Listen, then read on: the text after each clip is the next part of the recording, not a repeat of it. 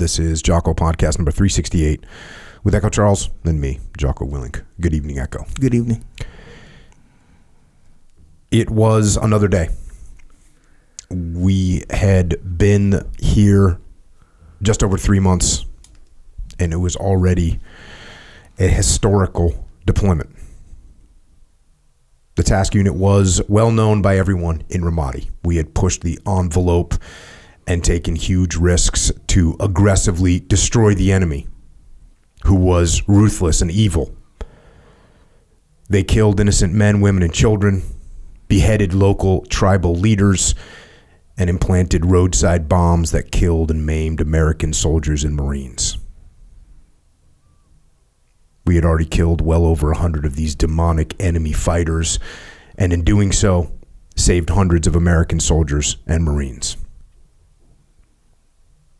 But it was a tough fight. Brave warriors, courageous soldiers, and Marines died every day from enemy sniper attacks, IEDs, and every other weapon you could imagine, including mortars, RPGs, and heavy machine guns.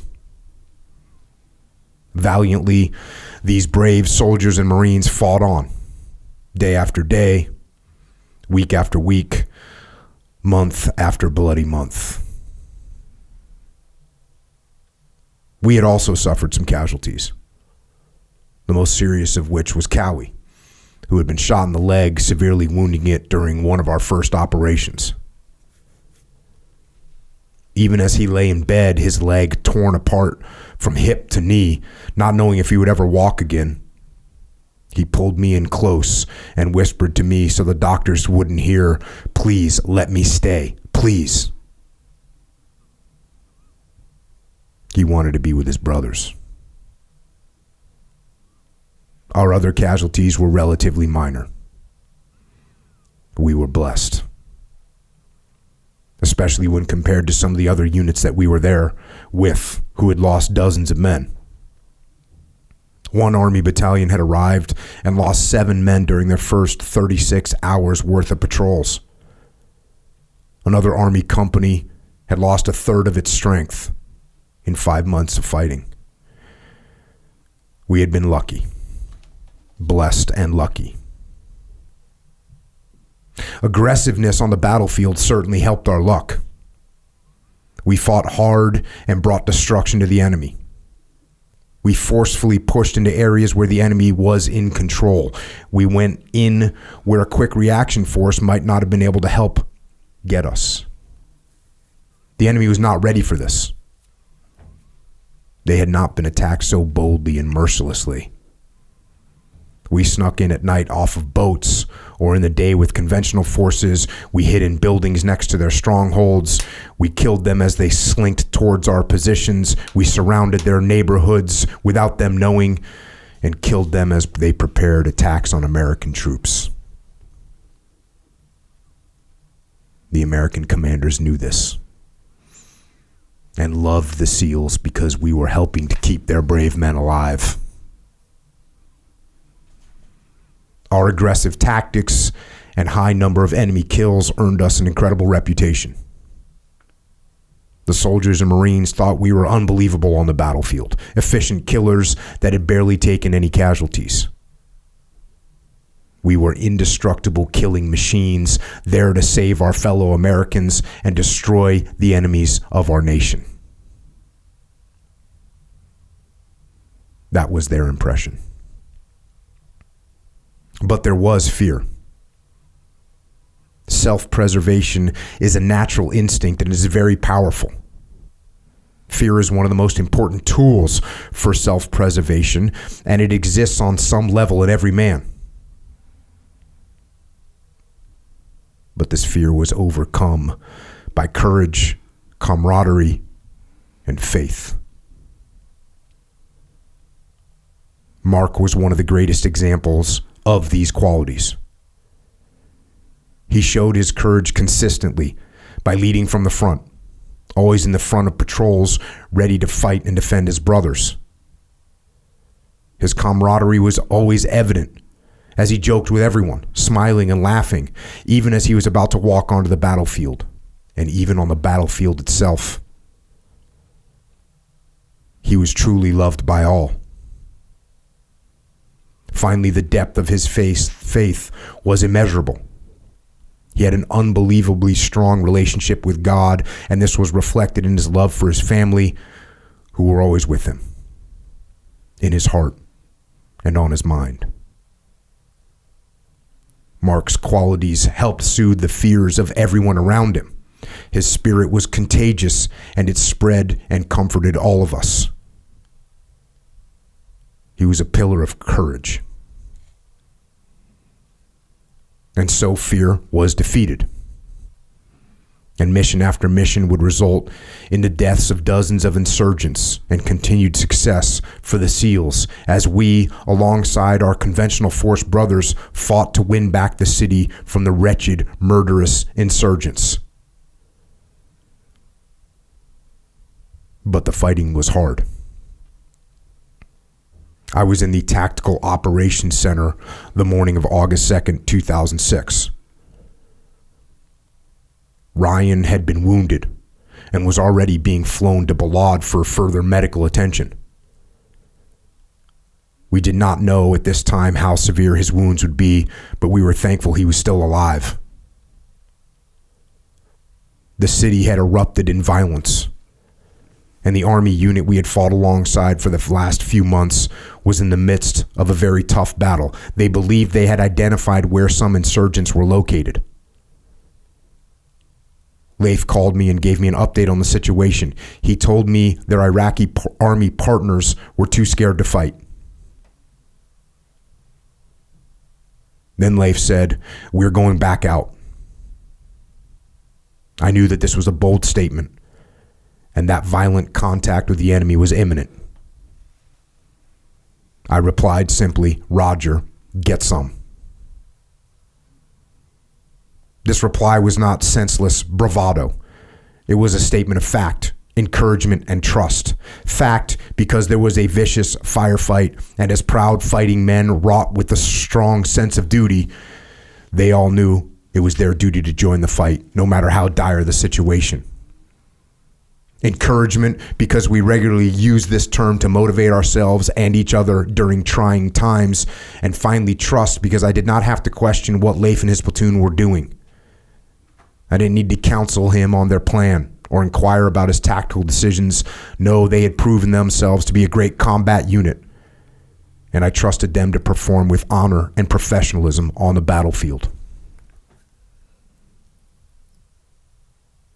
I now focused my attention on the flat screen televisions in the Tactical Operations Center. A live video feed was coming in from aircraft monitoring the battle. The picture was fading in and out and was difficult to see, but I followed as tanks fired at buildings and cars and soldiers maneuvered in the streets. I watched as 2 Bradley fighting vehicles left combat outpost Falcon. I knew they were filled with SEALs. I watched as the Bradleys stopped at one building, engaged it, and then stood by while the SEALs assaulted. The SEALs were on small radios, so I couldn't hear them. Instead, I listened on the radio as the conventional company commander, Captain Mike Baima, passed information about the situation to his battalion commander. My brother SEALs looked unbelievably smooth, fast, and aggressive as they stormed the suspected enemy building. I felt proud. After a few minutes, they exited that building and reboarded the Bradleys, which then took them to another building.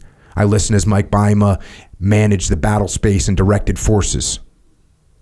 Soon the SEALs entered another building, again looking smooth and aggressive. I couldn't believe how good my guys were, so professional, so bold, so glorious.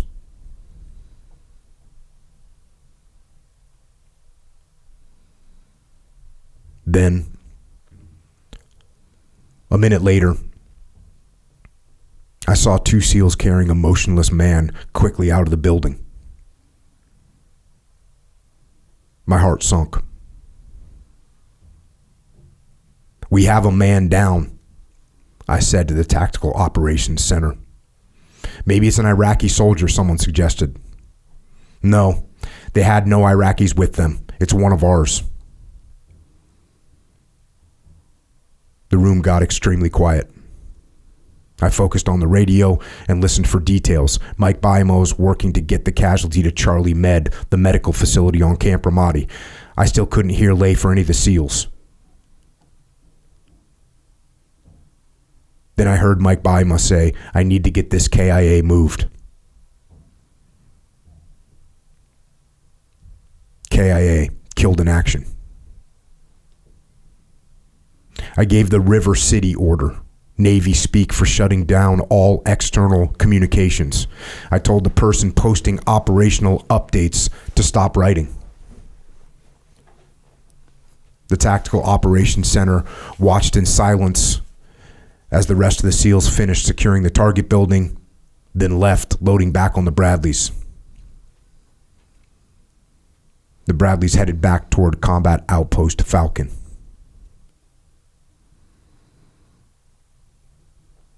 Soon Leif got on one of the base station radios and called, Red Bull 6, this is Red Bull 1-6.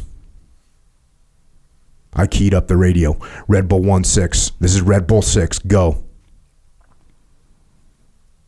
Leif, with so much emotion in his voice that it almost sounded emotionless, said, we had another casualty. I think he's KIA. This radio net was monitored by the entire brigade, so we were both doing our best to remain professional. Also, to prevent names of casualties from leaking out, we do not use names on the radio. Instead, everyone is assigned a platoon number, which consists of a letter for their platoon and a number that indicates who they are. We keep the platoon numbers in the Tactical Operations Center on a board.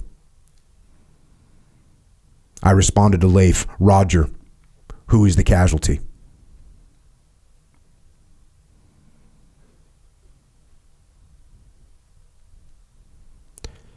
There was a pause, and then he responded slowly and clearly, Charlie 1-4. I looked up at the board slowly. I didn't want to see the name. But there it was. Charlie 1-4. Marc Lee.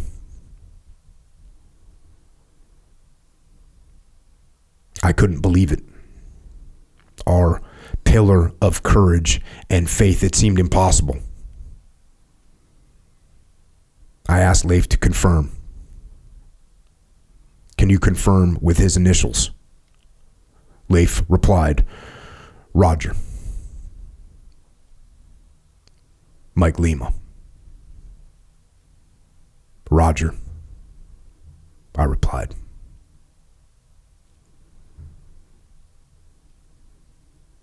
Mark was gone. It was pure devastation. We had lost one of our brothers and one of our pillars of courage.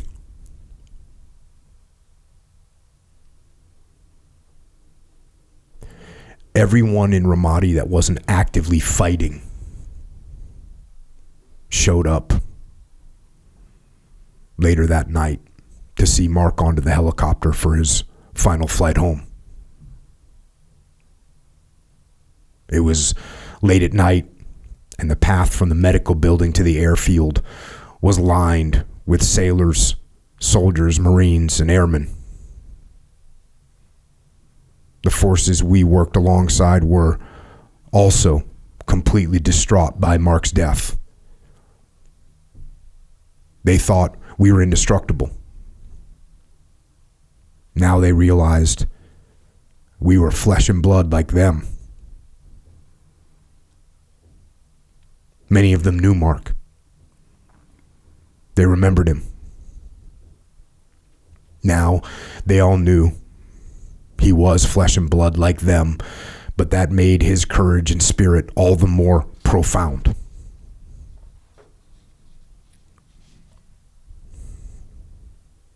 Charlie 1-4, Marc Lee. Mark will always be remembered, not just as a man, a SEAL, a husband, a brother, a son, but as a hero who personified love, faith, and courage, and one who inspires us all. We will never forget the gift that God gave to us, Marc Lee, who touched us so briefly but so deeply. He will be with us forever.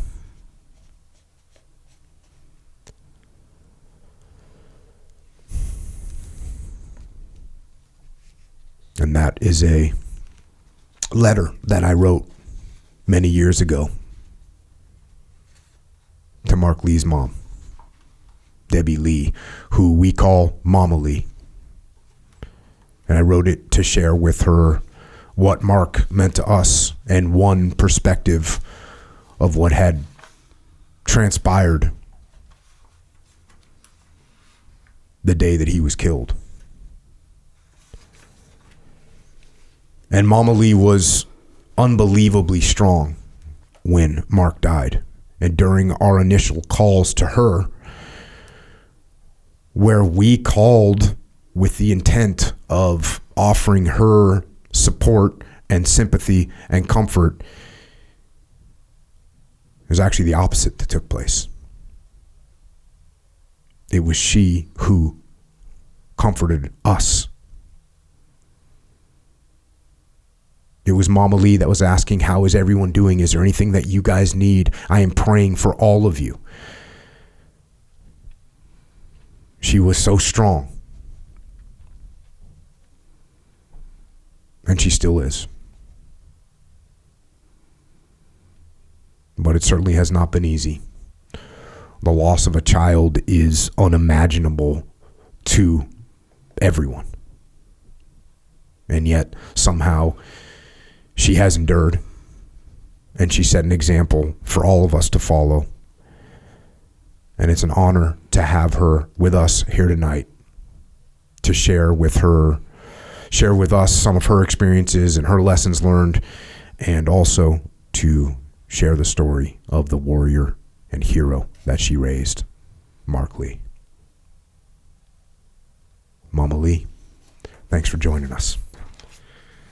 You bet. Thanks for having me. And I remember when you sent that to me and the impact that it made when I read that. And obviously it's been 16 and a half years since we lost Marc. And still, when you read that, I got a, lump in my throat and making sure I keep it together here. But I know how much you guys loved Marc, and I know how much that burden that you guys carry.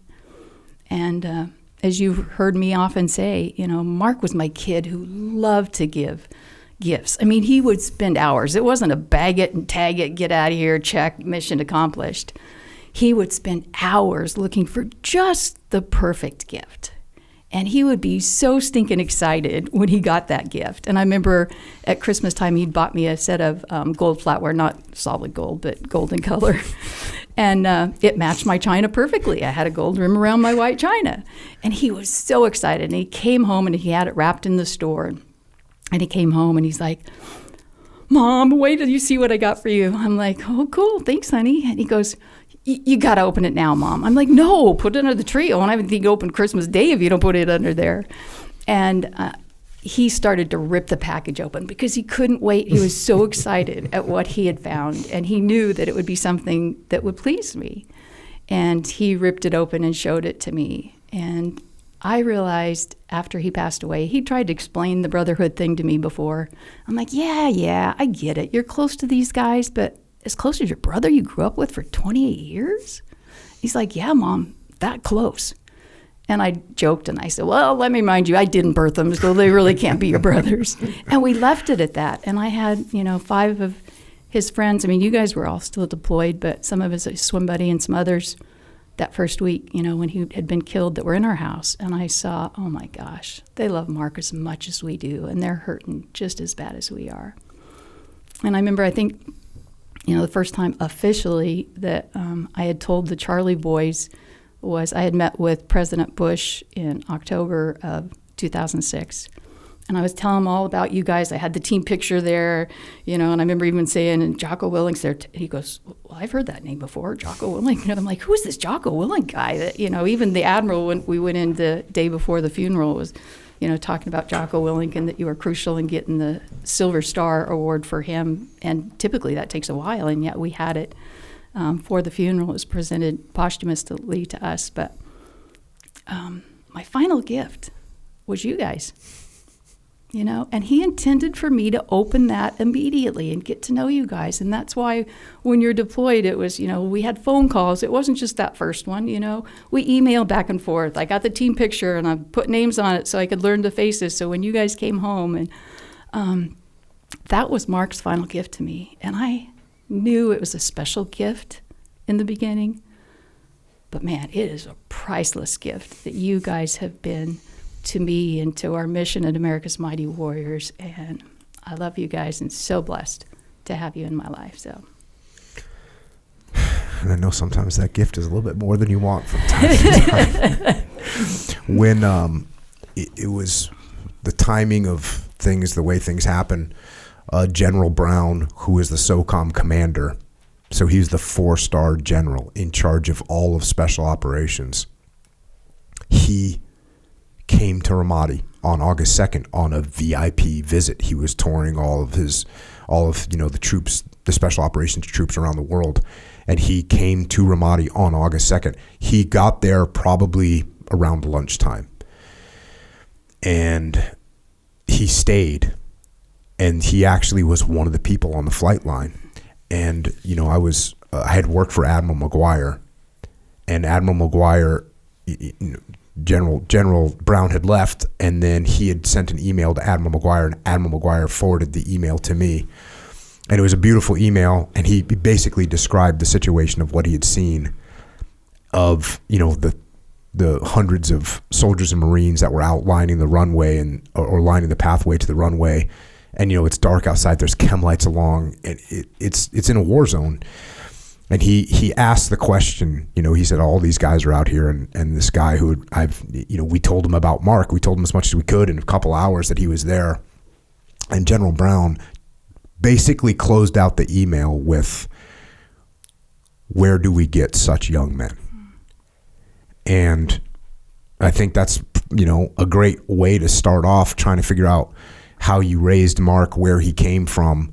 Like, where did this guy who was willing to give so much? And it's interesting, we just had George Mansour on talking about Mikey, and oddly enough, one of the things that he mentioned was, Mikey loved to give gifts. He would, even if he had to make them or find them out in the street and put together something, he loved to give gifts. And it's just incredible that here's Marc, same way, same mentality. But to dig down, let's start with you a little bit. Where'd you grow up?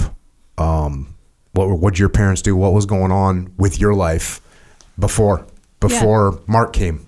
Yeah, so I was born in Greeley, Colorado, which is about an hour north of Denver. Kind of came in difficult circumstances. My mom at 17 had got pregnant with me. And there's two sides that I've heard the story, so I don't know which one's true. But for whatever reason, my mom ended up not marrying my biological father. And, back then, that was something that was a terrible shame. And so you tried, they sent the girls away for a while, and my grandmother, and I think they were doing the best that they could with who they were and what was handed to them.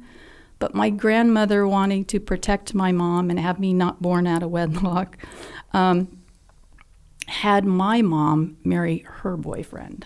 So my mom's 17, this guy's 35. My mom, total different personality than me. If that had been me, I'd be like, thank you very much, I'll raise this child by myself. I'm not marrying that old fart, because at 17, that's a huge difference. And it was just supposed to be, I guess, temporary, and then have the marriage annulled afterwards, but that never happened.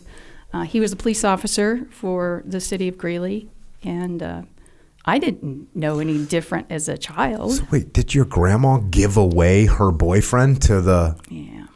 Wow, that's weird. Yes, very weird. That's what I said. But again, I think with who they were, with the lack of education they had, what they thought would be a solution, right, you're not going to really sleep with her. You don't get any of those privileges. You're just going to get married, then annul the marriage. And okay, that's what they were so trying to make happen. Got it. Yeah, I think. But so still, that's it's what weird. you were born into. That's what I was born So into. then did you grow up with your 17-year-old mom? I did, yes. And I what about grew up- brothers and sisters? I'm the only child from my biological dad. I hate it when people ask these questions sometimes because it is a very dysfunctional family. But again, I didn't know he wasn't my father until I was 16. So then they had twin sisters a year after I was born. One died within 12 hours of birth and one died in 24 hours of birth. So I didn't know them. I knew growing up that there were twin sisters that had died. And then my mom and who I thought was my biological dad, had my brother, Vance, who was 2.5 years younger than me. And that's, who I thought was my family and who I grew up with. My mom went through a divorce when I was about 11 and then got pregnant again and married the father of that baby. And I was kind of like a mom to him. I was 13 and my mom was, trying to figure out life and she was struggling herself, And so I was kind of his mama for a while and then I left home when I was 16, so that was when I found out who my dad was, and that's kind of when things all just fell apart. So when you found out who your dad was, did that just cause a reaction to be like, all right, I'm out of here? Or did you go live with him? Did you track him down? What happened? I did track him down, finally met him. And of course, when I was 11, I was 5'9" already. My mom was 5'6", my dad was 5'5". There really weren't any tall relatives. And that's when you start studying, the biology and your DNA, and I'm like, what am I, some kind of freak? And I met my dad. He was 6'4", as he tells me on the phone call, and 5 foot on the other. He lost his leg in a tractor accident the year that I was born. And so, because the circumstances, my mom and I were fighting when, she told me about him. She said, you don't even know who your dad is. And again, you go back to that hurt people want to hurt other people when they're hurting. Of course, being a little bit of a rebel and strong will, I said, do you? And of course, whack up across the side of the face, And that was disrespectful and not called for. But, that's a sensitive conversation that you sit down and you prepare for a conversation to tell somebody something like that, not in the moment of anger when you're fighting. So it caused a lot of problems, between my mom and I. I did connect with my dad and started to kind of get to know him and found out I had another brother from the marriage he was in at the time, 3 siblings from his first marriage, and then he married again, and she had several kids. So I'm either an only child or I come from a family of 13. But again, I think and I don't want people at all to, have a pity party for me. These, as you go back to Mark and how he was raised, these tough circumstances in my life are what gave me the opportunity to persevere and not quit. And it's just like when you guys are going through your training at Buds. They push you to the limit to see what you can endure. And when you don't give up, when you persevere, and when you have that attitude, man, that's what prepared me for the toughest day, August 2nd, losing Mark, where then I knew I could still stand. I knew it would be tough.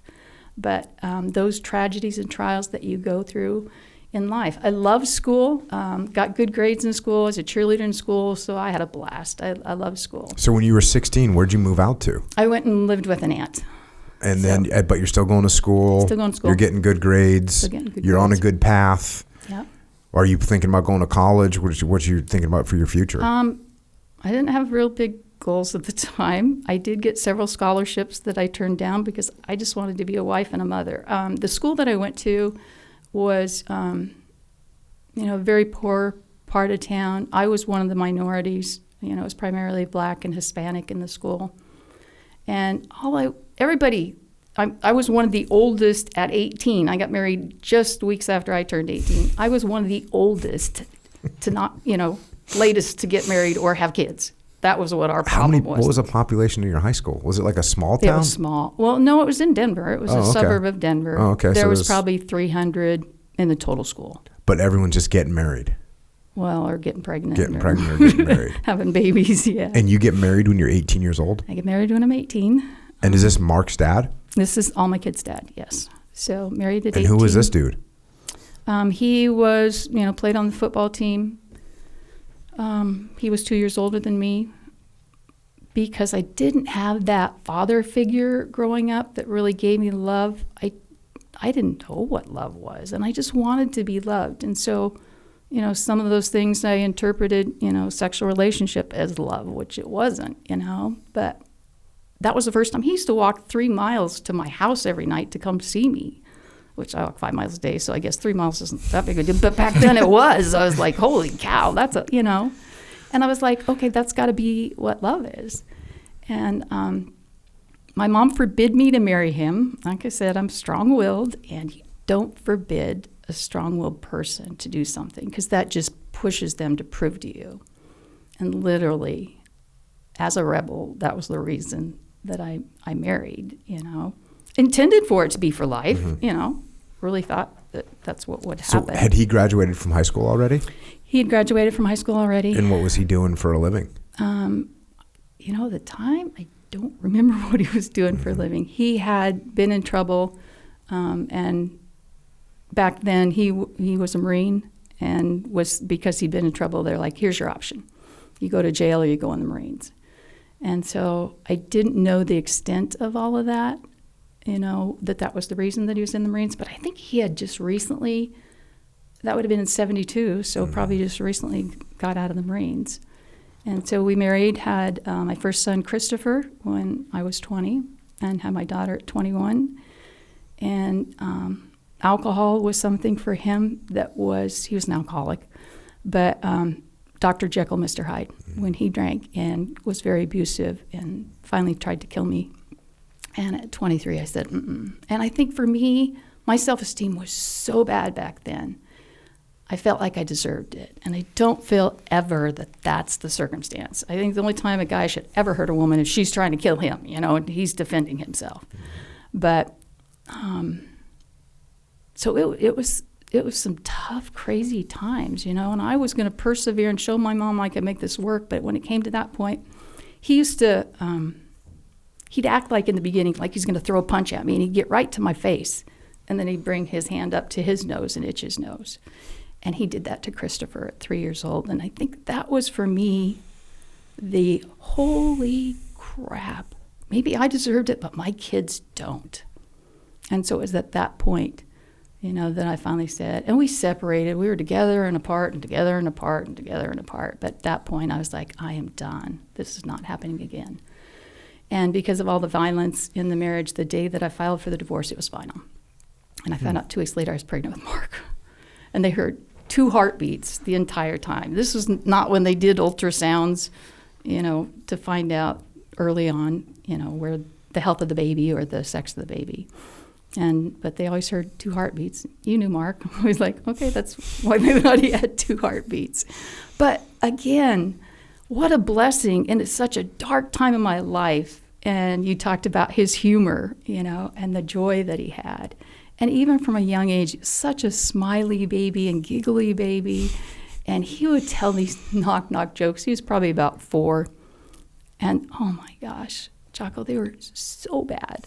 But he thought he was hilarious. And again, knowing Mark, you can piece this together. He'd be laying on the floor as a child, just laughing.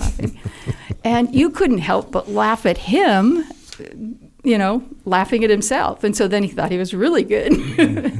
But got class clown 2 years in a row. And I'm like, and that's going to get you to college. How? But what a blessing and what a gift, the struggles again, that you go through in life, that we have a choice. And we can let that defeat us, or we can overcome that. And with the perseverance, that's, what I chose to do. I wasn't going to quit. I wasn't going to give up. You put up with so much in the marriage, but it sounds like the turning point was when you saw that your husband at the time might hurt your kids. Yes. And that was just like the breaking point, like, I'm done with this. Yeah. Now, what do you do when you're 23 years old, you're got 2 kids, and you got 1 on the way? Where'd you go? How do you get through that? So I was started working for Tektronix, which is a manufacturer of different electronic equipment. And it was a little bit better paying job, but still not a good paying job. And what were you doing for them? Just assembling the equipment. Just on the manufacturing line. And that's not me at all. I mean, I'm good at it. I was skilled. I could, I think a kid of 10 took 40 hours, is what they, figured it should take you to build it, and I could build it in 36. And they're like, check her QC, she can't be doing this right. But there was no challenge once I got that done. I'm a very people person, so I need to do something where I feel like I'm making a difference in somebody's life and changing things. Had several jobs, one point I was working 3 jobs, 96 hours a week, was managing a bank during the day. And I'm not sure when we went through the divorce if I was still working at one of the banks, but managing a bank, tending bar at night, tending bar on the weekends, just to take care of my kids. I didn't get any child support. He didn't take them at all. He wasn't in their lives. Who's watching the kids when all this is going on? I had them either in-home daycare or in a child care center. But basically, the second job was to pay for the child care. Mm-hmm. So, yeah. And then, so this is all taking place, is this all taking place in Colorado still? Yeah, I'm still in Colorado at that point. And then the kids start going to school. Do you get onto like a more regimented career path at some point? Yeah, I would say it was probably 28 when I got a little more goal-oriented. At that point, it was just survival. Mm-hmm. I'm not thinking about me or how, looking ahead. I'm downward looking, going, okay, I got to feed them. I got to get clothes. We got to be here. We got to go there. And I was probably 28 then when I had some health issues, and it's like, okay, what do I really want to do? What do I want to be when I grow up? And that's when I loved flying, and I was like, you know what? I'm going back to school to be a pilot. And so at 28 with 3 little kids, I went back to school. I was at Metro State College. It's now a university in Denver, and went back to school to become a pilot. And how'd that go? Well, it went really well until I fell and injured my back and couldn't pass my first class medical. And again, that was, for my kids, they've already been through so much, and now I'm going to fly the friendly skies and someone else is going to raise them when I'm gone. And of course, I had fed myself the lies of it's not the quantity of time that I spend with them, it's the quality. So if I'm only with them a couple days, I'll make that be good days out of the month. And I think part of it, I was so tired at that point of trying to maintain and do this all by myself that it was kind of like, okay, that's my little escape. Yeah, you're like, maybe a 4-day trip with flying an airplane would be all right. Get these little rascals out of my hair for 4 days. But again, who would have they been, mm-hmm. We wouldn't have had Mark being a Navy SEAL, mm-hmm. So did you make that connection? Like you hurt your back and then you're thinking, what am I going to do? Am I really going to fly around the country while my kids are at, with the daycare or something? I think it was after that point. That was for me. And I grew up in a Christian home and, accepted Christ as a child, but we didn't live it in our home. That wasn't taught to us. We went to church on Sunday, but that was about it. But for me, that was when I completely surrendered my life. I had made a mess of my life. I had fought God. I thought he wanted to make me this mamsy-pamsy, wimpy, have no backbone. I'm like, ain't going there. And because I had made such a mess, I literally spent 3 months on my back where I couldn't hardly roll over. And they didn't know if I'd walk again. And the only place I could look was up. I'm like, oh, you were trying to get my attention, weren't you? You used a 2x4 and I ignored you, and you used a 4x4 and I just kept going. And now the freight train hit me and And so I came to a place where I said, I've made a mess of my life. It's not much, but what I've got, I'm laying at your feet. You take it. And I'm not going to pass go. I'm not going to collect $200. I will stay here and not get in trouble anymore. Just put me on the shelf. I got it. Thank you for your forgiveness of all you've done in my life. And that was, the point that he said, I made you the way you are. Why would I want to make you a mamsy-pamsy wimpy? But I didn't understand who he was. So for me, that was the major turning point in my life where, I started reading my Bible every day, learning who he is, studying, his character. And, for me, no doubt that was the strength, how I got through, losing Mark and continue to every single day. But yeah. So then what was it like? So you make that turn in your life. You kind of surrender yourself. Okay, now I'm going to focus on what I've got. And then pragmatically, what did that look like in day to day? Like, did you get what was your new job? And now you can't fly anymore. So what did you proceed with in that? Well, and I had remarried just shortly before that. So, he was the wage earner for the family. He was a long haul trucker. And so at that point, we'd had some major problems with one of our kiddos, and I was like, I just need to focus on them. They've been through so much. They've got to have some stability. And how old were they when you got remarried? They were 11, 9, and 7, I believe. And how was that transition, bringing the new dad on the scene? It was rough.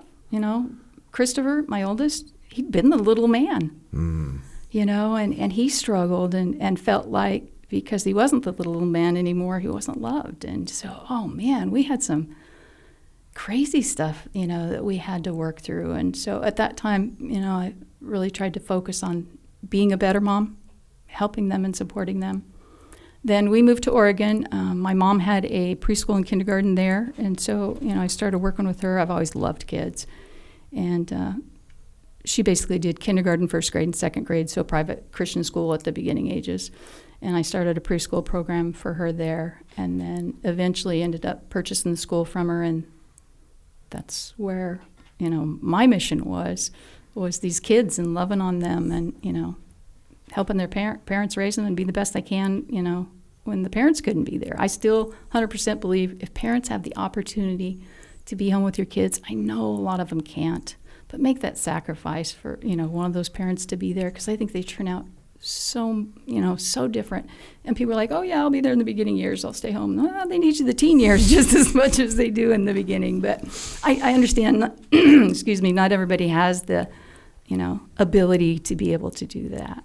So when you moved to Oregon, you got your new husbands there, and you're all kind of like living a pretty normal life. I mean, it sounds like you got 3 kids, you got your husband, he's doing long haul trucking, you got a decent job, so it's relatively stable? Relatively. Yeah, I mean, it was probably the most stable that my kids had known. And how long did that stability last for? I would say probably the first 4 years maybe of the marriage, and then started seeing some real issues. There was unfaithfulness on his part. And then he ended up taking his life 28 years ago. So, again, a lot. And like I said, I never tell all this all at once, but you think back through it and you're like, oh my gosh, how did any of us, turn out? But again, that was the healing that God's provided in my life, and letting me know that I am valuable, that I am precious, that he loves me. And it's a growing process. I mean, none of us become a super saint overnight. And, I'm sure there are still things that I had done or still do today that he's like, Deborah Sue, what the heck are you doing? Really? But I don't ever want to do anything purposely that would grieve him or upset him, and that's why for me, I want to know, what are those things you don't like? Okay, well, I'm not doing them then. And not that there aren't times, like I said, that I'm sure I disappoint him. I'm not perfect by any means. Trust me. Ask my kids, they'll tell you. But that was the major turning point in my life. And I saw him get me through losing my husband. Like I said, it wasn't a perfect marriage. Not that there is a perfect marriage, but we'd been married for 8 years. There were issues there. Not that I wanted the guy dead, but, So now the kids are the kids are older at this point. Yeah, they're 20, 18, and 16. So Mark's 16 years old. Yeah. And his stepdad kills himself. And what's that like, walking through that with, because you figure Chris is 20, your daughter's 18, like they're a little bit more mature. Mark's still 16. There's a big difference between 16 and 18. There's an even bigger difference between 16 and 20. Yeah. And how is Mark handling it? I think it was definitely Mark of the kids that was the roughest to go through. I had been homeschooling my children, and at that point I'm like, I can't do this anymore. Going through the grief, run the preschool and kindergarten, and trying to homeschool is just too much. So we put him in the Christian school. And he came to me one day and said, Mom, could you please homeschool me again? And my kids, when they were homeschooled, were always like, oh my goodness, we just go to school. But I think now they look back and see the blessings and the life lessons that you learn in the midst of that. I don't think homeschooling's for everybody, but I think that was a blessing. And so it was Mark's cry to say, I I just want to be home with you, Mom. I want to be where it's safe, And so I did, started homeschooling again, And this is before, nowadays homeschooling is a lot easier than it used to be, because I homeschooled, well, I should say my wife. My wife yeah, give credit where credit's due. My wife did 80% of homeschooling. We just did it with one kid. And it's because, in my opinion, from what I saw, the school system was built by women, and it was very well suited for girls, meaning sit at the desk and like do these things. And like my girls were a lot more okay with that. You got the freaking kid, the boy, they're antsy and jumping around and want to break stuff and build stuff. And it was a lot to be cooped up in there. Yes. And my daughters, I've offered all my kids, well, hey, if you don't want to go to school, just tell me, we'll figure something out. But they're all like, no, which is weird. You can't be mad at me if you're thinking, oh, Jocko treated his daughters different. No, I'm telling you right now, they all had the option. And if any of the girls would have said, hey, I want to be homeschooled, I'd been like, awesome. I wanted to homeschool them. I liked them being home more. And you want to homeschool, which in my family meant you get to homeschool, that means you get to jiu-jitsu all day, you get to surf all day, you get to do a little bit of math or whatever. But that's a cool way to go. Yeah. And I offered it to my daughters, but they didn't want to do it. I mean, I just tell that to my youngest daughter right now. I'm like, hey, if you don't want to go to this, I'll just, oh, you got homework? She's like, yeah. And I go, cool, you want to do it or you just want to hang out with me? Because we can just do the hang out with me thing. Let's homeschool. And she says no. But back in the day, you must have had to create your own curriculum and everything. I did. And we never had much money growing up, so that wasn't an option. They didn't have, like you can today, you can sign up for online and you have teachers that instruct online. But we didn't have the money, even the curriculum that was available, to go buy that. So I would go to the library. I tried to pick topics for them that, Mark back then loved aviation. I'm like, awesome, that's my background. So I would make, the spelling, the English, everything, math, let's figure out how much, gallons of fuel you're going to need and make it relatable. And so, that made it easier to teach. My daughter kind of self-taught herself. She would say, okay, by the end of the year, I have to be through this book and I have to do that. So I got to break it down. And, but man, it's such a shorter day. And I did try to be structured, because it is too easy if you're not to say, we'll do that tomorrow. Let's go surfing. But school was from 9 to 12 and we got everything done in that time. Because you're not teaching 30 kids in the classroom. Yeah. The teachers, you direct attention.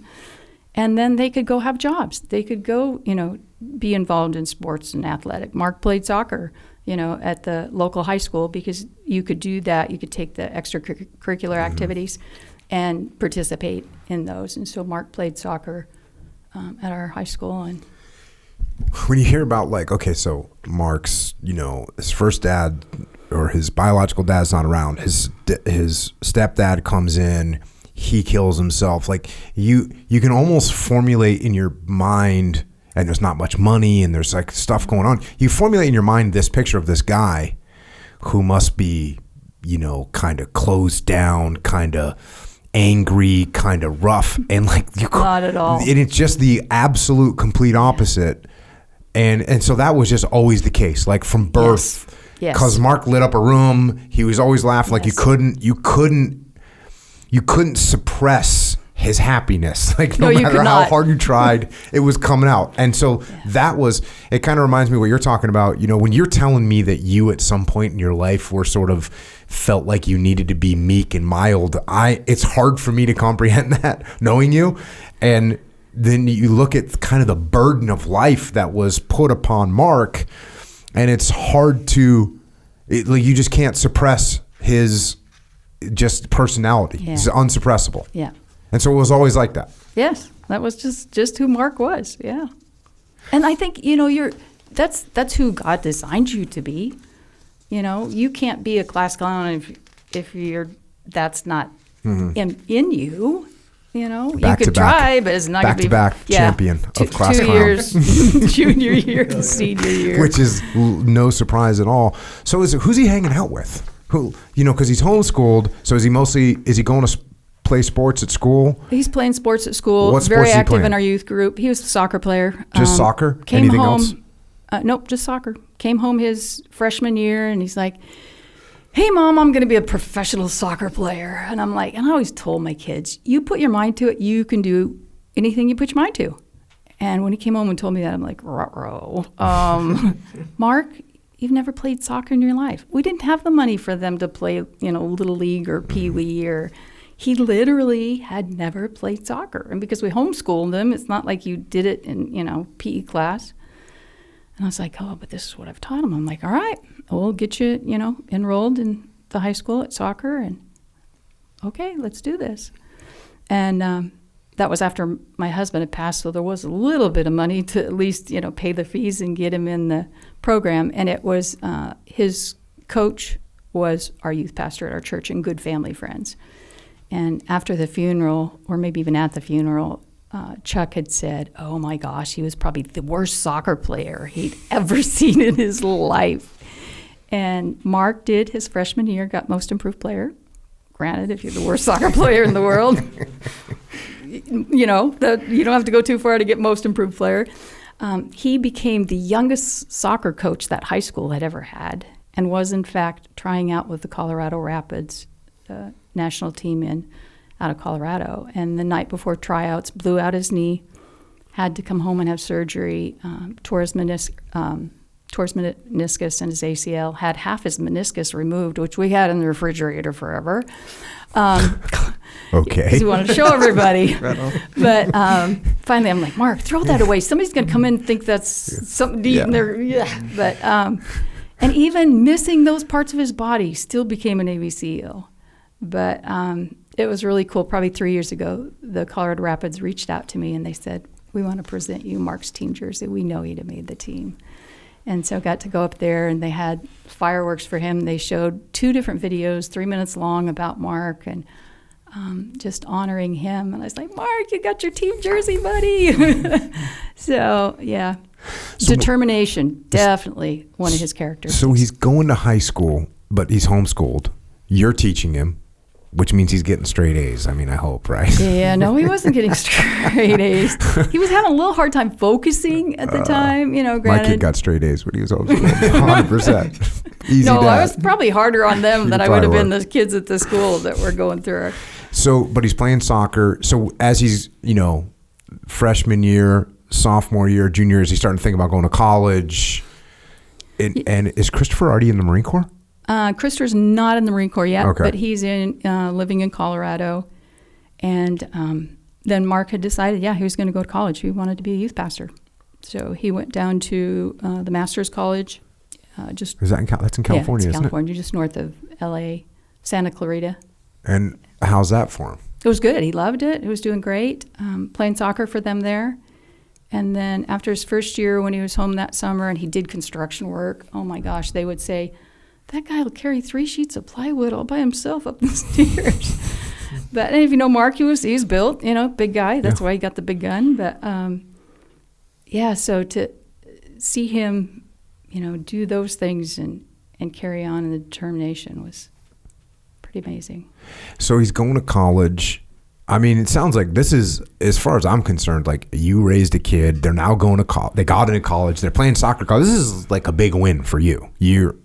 Successful mom, right? You're thinking. Not successful mom, but I did my best. But literally, my kids should have been, their background, somebody should have been, killed in a drug overdose. Cheryl should have had, 15 kids by the time she was 20. And I didn't. I was hoping if my kids got to 18 and nobody was pregnant, nobody was an alcoholic, we're good. Yeah. So you got a kid. That's what I'm saying. You got a kid that's but going again, to college, playing soccer. Not because of me and my skills as a parent, well, I'm sorry to disagree with you, but you had to do something right to get these kids from a rough background. And here you got Mark. He's going to college. He's playing soccer. That's incredible. Playing soccer or playing any athletic pursuit in college is awesome. And so then how's that going? So he's going to be a youth pastor. He's on a good moral path. Everything's going awesome. Yep. And then when he came home that summer, decided he was going to change his major from being a pastor. He now wanted to be a lawyer. And so in my warped sense of humor, I say, first he was going to save him, then he's going to defend him, and then he became a SEAL and said, I'll just kill him. But obviously that's a terrorist. But, and went one semester with the switch to law. Back to the same school? Yeah, back to the same school. And then said, you know what, I'm going to go pursue, the Colorado Rapids and try to be a professional soccer player. So I think that's what, maybe he went in between. Maybe that's what it was, in between the first year. Then he went and played soccer and then decided when he blew out his knee to go do one more semester. And that's when I really started to see him reading, as he was recovering, books about other Navy SEALs and what they'd gone through. Again, they never had swim lessons growing up. We didn't have a pool. So I noticed he started going to the local community pool and swimming laps and reading about swimming. And, so. Was there anyone that told him about the SEAL teams, or did he just find it somehow? Not that I know of. I don't know that we knew anybody or he had any of those. Every kid he'd watched, a movie when he was 16 that said, I want to be a Navy SEAL. Every young boy at that age that watches it thinks they're going to be a cool Navy SEAL. They get all the girls, they get to blow things up. And best job ever. Yeah. But I don't know that there was anybody or nobody, obviously I homeschooled. Nobody came to school and talked to him about it. But my oldest son went in the Marines in August of 2000. My daughter's husband went in the Army in October of 2000. And Mark went in May of 2001. And I'm sure being the youngest, he's like, I'm going to one-up you guys. Watch this. So very competitive. But yeah, so on 9/11, all three of my kids' lives were involved in the military. And I could see the handwriting on the wall. I knew we were going to have loved ones deployed. Yeah. And I remember doing an interview at the town we lived in was about 5,000 people, and the reporter said, I know all your family's involved. What if someone dies? And I said, well, God forbid that would ever happen. But I've seen God walk me through death before. I know he would do it again. And who knew that August 2nd we would end up dealing with that. But so proud of, all my kids' choice to serve in the military and to make a difference because they loved God, they loved our country. They knew it was the right thing to do, to stand for and protect this nation that we love. And I get so frustrated at times that, obviously for those of us in the military, we understand that sacrifice, and not just the sacrifice that Mark gave of his life. What you guys have sacrificed in your health, what the families have sacrificed for all the deployments that are gone, with the kids, not having a parent around. And it is so important for those civilians to recognize that sacrifice that is made so that we can live free every day. And when I autograph the books that I'm a contributing author in, I sign it, live your life worthy of that sacrifice. And we do owe that to all of our men and women who've served, to live lives honoring them and recognizing. I don't think anybody, unless they've served or close to somebody, really completely understand that. But you need to try to understand it as much as you can. There's a huge price paid for the freedoms that you enjoy every day, and don't ever take those for granted. As Mark's joining the Navy, so Christopher joins the Marine Corps. What's he doing in the Marine Corps? Christopher was, and he's do gonna you shoot me for not remembering well, his no, MOS, it's fine because I was actually communications. He was communications. Whew. But a lot of people that aren't in the military, they're like, oh, you're in the Marine Corps. That's just like what you're doing. Like every Marine is just a Marine, and then so you're going to the Marine Corps. Okay, you got it, and you kind of know what a Marine is. Did you have any clue about what a SEAL was? No. I really didn't. I mean, I knew there were SEALs, and I knew there were special guys, but that was about the extent of it. And so when Mark enlisted to be a SEAL, did you start doing research? Did you start trying to figure out what was going on? Or were you just like, okay, well, sounds like it's going to be hard. Good luck. Go get some. Yeah, pretty much. Like, I don't think I was talking about this yesterday with a guy. I was like, I don't think my parents actually understood anything that was going on. They just, I'm like, oh, I'm going through some hard training. They're like, okay. Like, okay, bye. Yeah. I called him 6 months later. I made it through that hard training I was talking about. Oh, okay, good job. Okay, great. What's like next? there was no, I don't think they just comprehended. Yeah. Whereas nowadays there's so much information Yes. that you can really I did parents... watch the 234 video okay, well, there you go. History Channel or so that was National out. Geographic. Or Okay. Yeah, well, no, that is a pretty... There's a lot of information yes, in that. There and was. it's definitely not... the way it's edited and the way it seems. Yeah, it's an introduction, and it definitely is a nice perspective. It's rose-colored glasses, on SEAL training. A little soft. Yeah. So Mark goes, and how you got, a son-in-law in the Army, you got a son in the Marine Corps, and so September 11th comes, and you're... Yeah. That is a heavy deal for you. Yeah. I mean, 3 for 3. Yep. How long is... Where's Mark at when September 11th happens? So he must have been done with boot camp. Was he already at Bud's? I want to say he might have been down at his A school in Might Pensacola. have been at A school. So he's going to A school, which is the old way they used to do it. You'd go to you learn a regular Navy job. He was an aviation ordnanceman, AO2, Marc Lee, coming in hot. That's before they have their own. You have your own job now in the SEAL teams. It's called an SO, Special Operations, Special Operator, something like that. When he went to Bud's for the first time, how's he doing? Was he ready? Were you talking to him?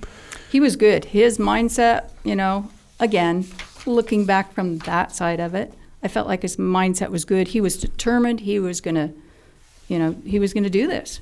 Mm-hmm.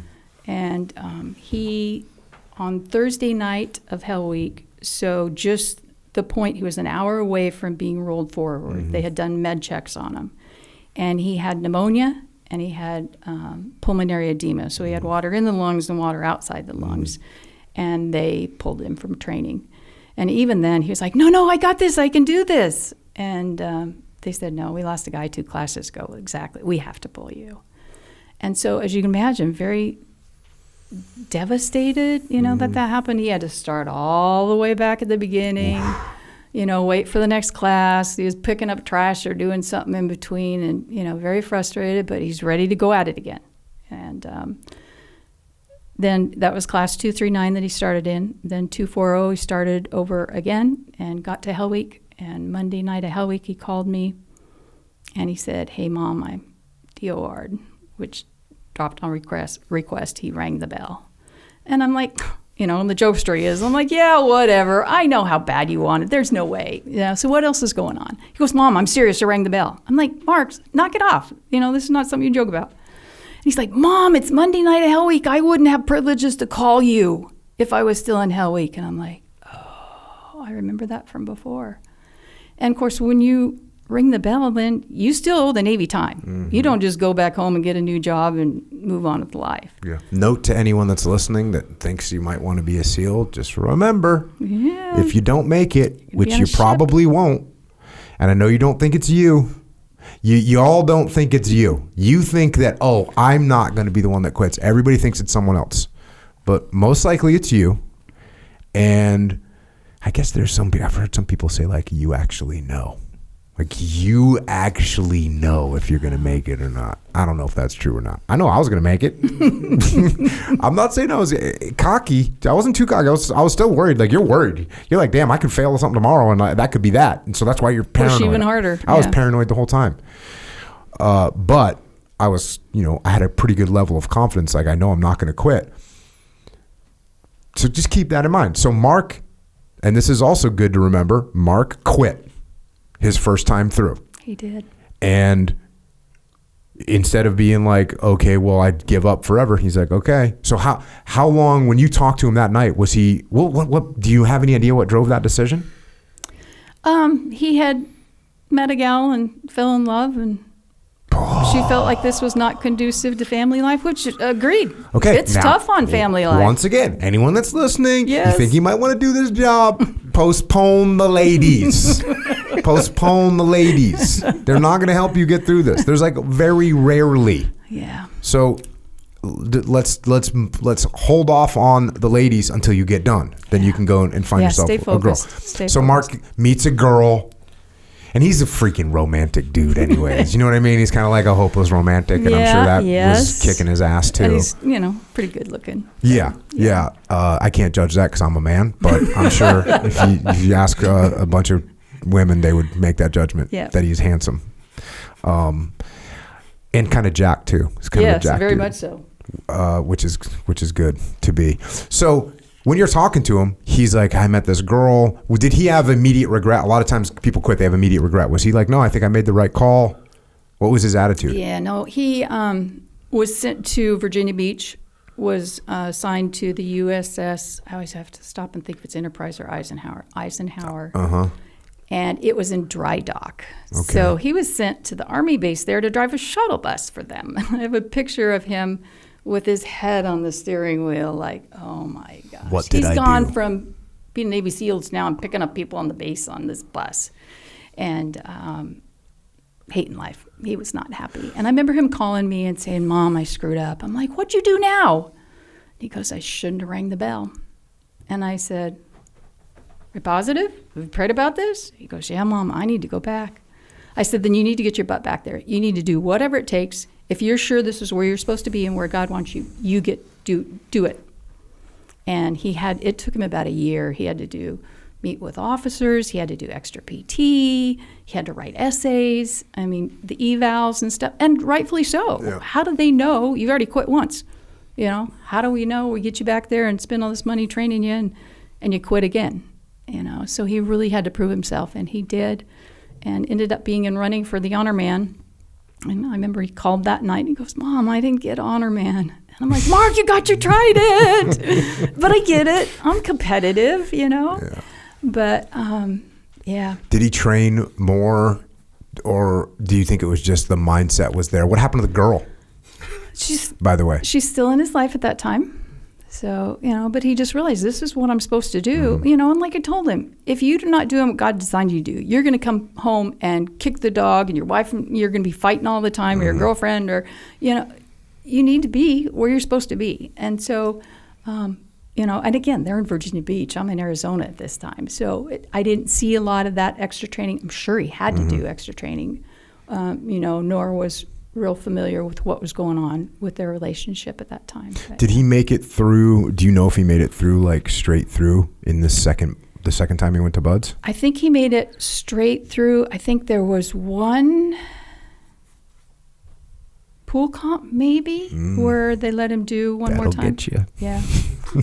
So I think he are you given a couple tries in pool comp? I think you definitely get more than one, but you get a few tries, and if you don't make it, then you get rolled back a class. Yeah, he never got rolled back. Oh, okay, well then that's awesome. But he did the pool comp the first time, and then I think did it the second. Yeah, it was good. I failed pool comp the first time. Yep, I failed pool comp the first time, I think. Yeah, and then I passed it my second time, and I was totally paranoid. Yeah, but I'm already preparing my grandkids for that, just in case they want to do that. We do drown proofing in the pool at home, so that's good. Let's be safe. Let's be safe. I'm safe. Trust me. Yeah, that's impressive to get it through the first time. And again, I've had a couple people that I've known that had kids that went to Buds that quit, and if I think that they're good kids, I will tell them about Marc Lee and Mikey Mansour, and I'll say, hey, you know Marc Lee and Mikey Mansour? And they go, yeah. And I go, both those guys quit the first time they went to Buds. Yeah. And if you learn from this, you can go back and you can get after it, and you can do awesome in the SEAL teams.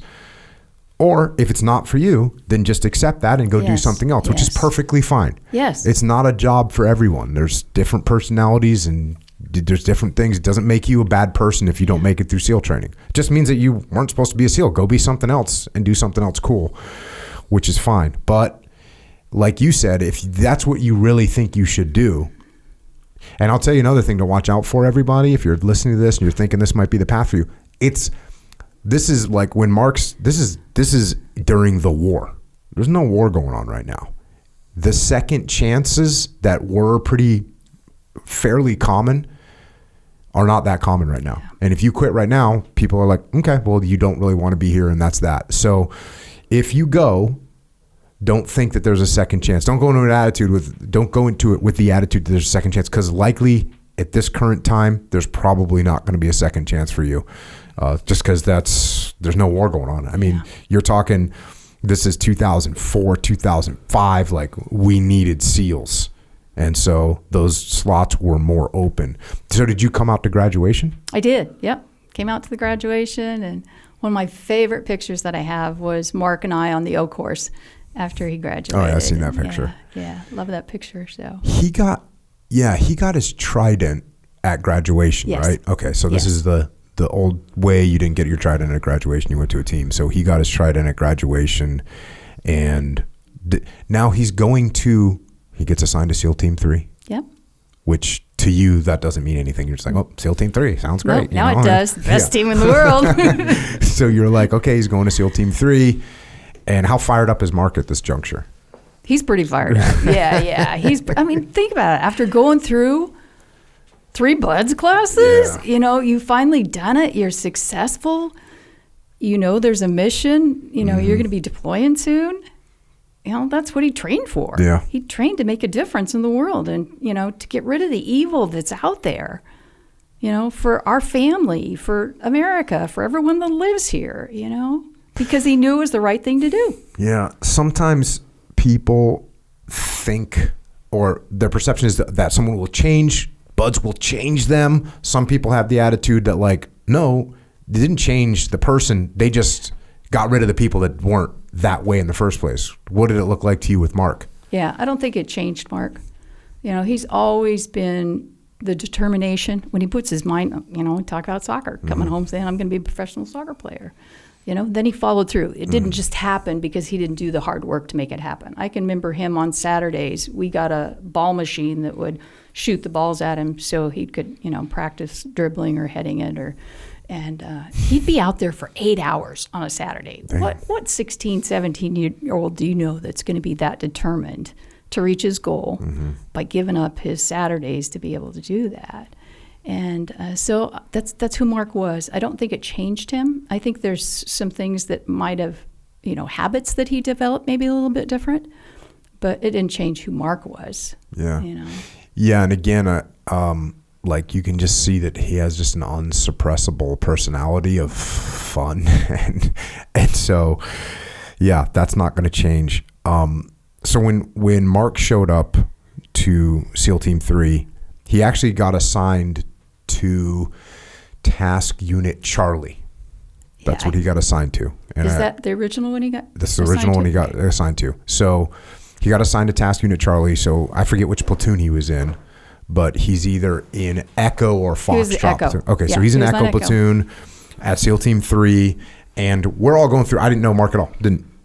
He's in a different task unit. He's a new guy in a different task unit. I'm in Task Unit Bruiser, but we're all doing different training. So we're not even though we're at the same team, we're rarely all together. They're at the desert, we're at the jungle, we're at the ocean, they're at the mountain. So you don't really get to know people right away in one workup for sure. And then what happens is Task Unit Bruiser, there's different task units going to different parts of the world, and they had to send one task unit to Iraq and another task unit was going to go to the Pacific Theater, and Task Unit Bruiser gets chosen to go to Iraq.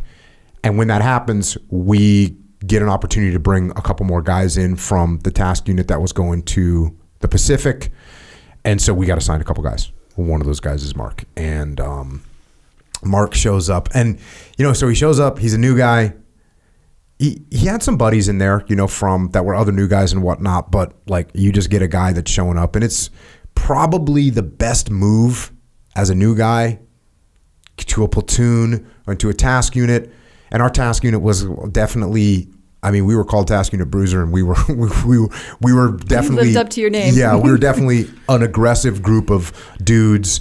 And probably the best call would have been to kind of gray man, that expression, gray man, get in there, lay low, let me just kind of fit into this gig, and I'm not going to stand out, and that's what I'm going to do. Not Marc. And no, Marc was freaking not like that at all. He was out of the gate, but the weird thing was in the SEAL teams, the primary, as a new guy in the SEAL teams, the primary result of your mouth is to get you in trouble. Like anytime you open your mouth, there's a 90% chance you're going to get yourself into trouble. You're going to end up, saying something you should have said, doing, offending someone you shouldn't have offended. It's probably going to get you in trouble. And so that's one of those things that makes people go, hey, look, I don't need to roll the dice on this. I'm just going to keep my mouth shut. And Marc was just not like that. Yeah. But the interesting thing was his mouth didn't get him into trouble. It was like drew people to people, and he's very endearing and had that like childish sort of fun thing where you really couldn't be mad at him. Yes. Like even if he said something that normally would have made someone rage with anger, the way he would say it and the way he would laugh about it and the way he would shrug his shoulders and, raise his eyebrows like, hey, as a matter of fact, there's a video of Marc and he's like doing something in a car. I've searched and searched for it. I haven't been able to find it. Have you seen the video where like Marc's in a car and he's like singing a song? And yes, but I don't know who's got that. I don't know who's got that, but it's hilarious. It's the type of thing where you go, yep, that's it. How could you be mad at that guy? Like it doesn't matter what he's saying to you. When he's acting like that, you can't be mad at him. Okay, try parenting something like that. Oh, it had to be. He must have gotten away with pretty much anything because. So interestingly, when he rolled in, so he's automatically like, I think one of the first things he said was like, I can't be choked out. Like, I can't be choked out. He's laughing and he's getting choked out, but it's like no one's mad at him. They're just laughing. Like it's hilarious. One of our so we're done with our pre-deployment training. So now we're in our sort of like we're doing sort of specialized training that we want to focus on, and we end up doing this trip where we go to Hawthorne, Nevada, and we go to Nellis Air Force Base, which what this means is Nellis Air Force Base is just outside of Las Vegas, and Hawthorne is like within a short drive of Reno and Tahoe. So we end up getting awesome training while we're also having like an awesome time pre-deployment. We're ready to rock and roll. And this is where we really started to see Marc and what he was like. We end up, and I don't know if there's what's the word for like when you can't get in trouble for anything anymore?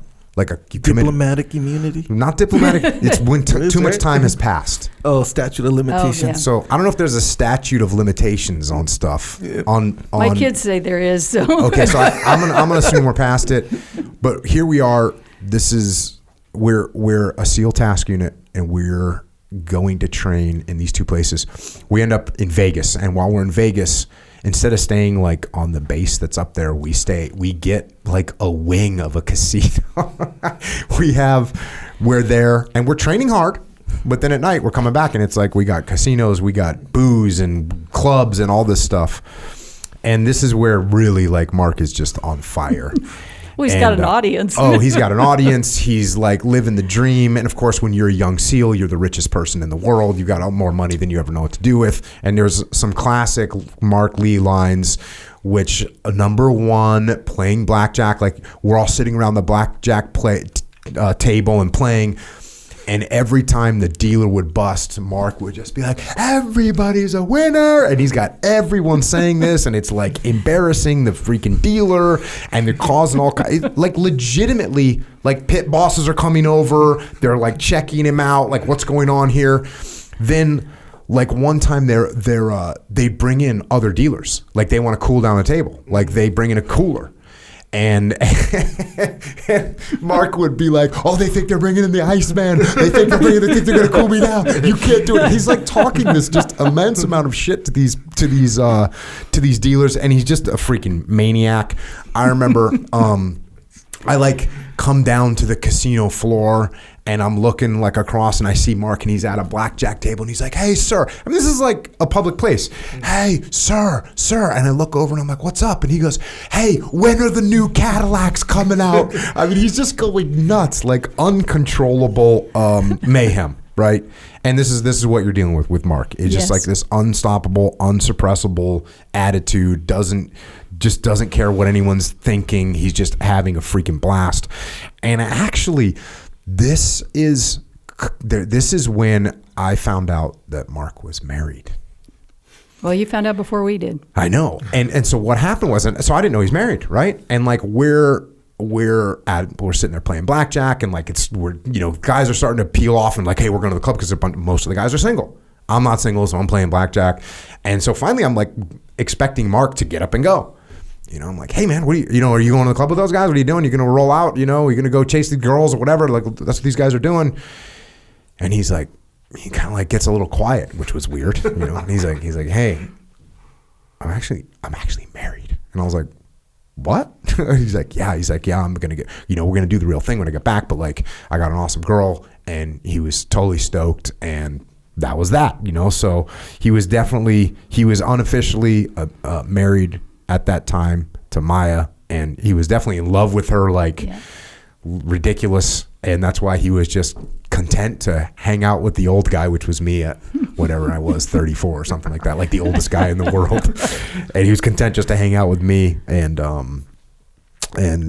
waste our money gambling. Yeah. Which, again, but and the Cadillac relates to the Charlie patch. That's the emblem on there is the Cadillac emblem. So that was part of the connection to the team too. But I'm thinking, hey, they should give me a Cadillac, right?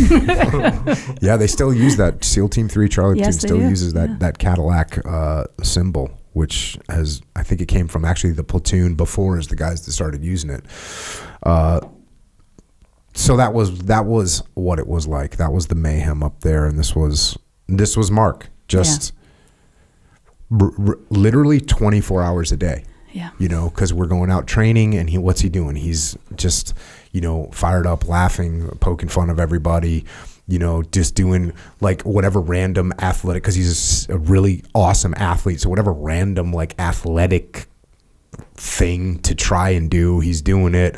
Throwing rocks at the target, jumping off this thing, whatever. He's just a bundle. Sideways on any poles where he could stretch his. He would do that at the stop signs or stuff. It's just 24 hours a day. Like, that's what he's doing. But you guys did try to, the new guys come to the platoon and you guys try to make it terrible for them.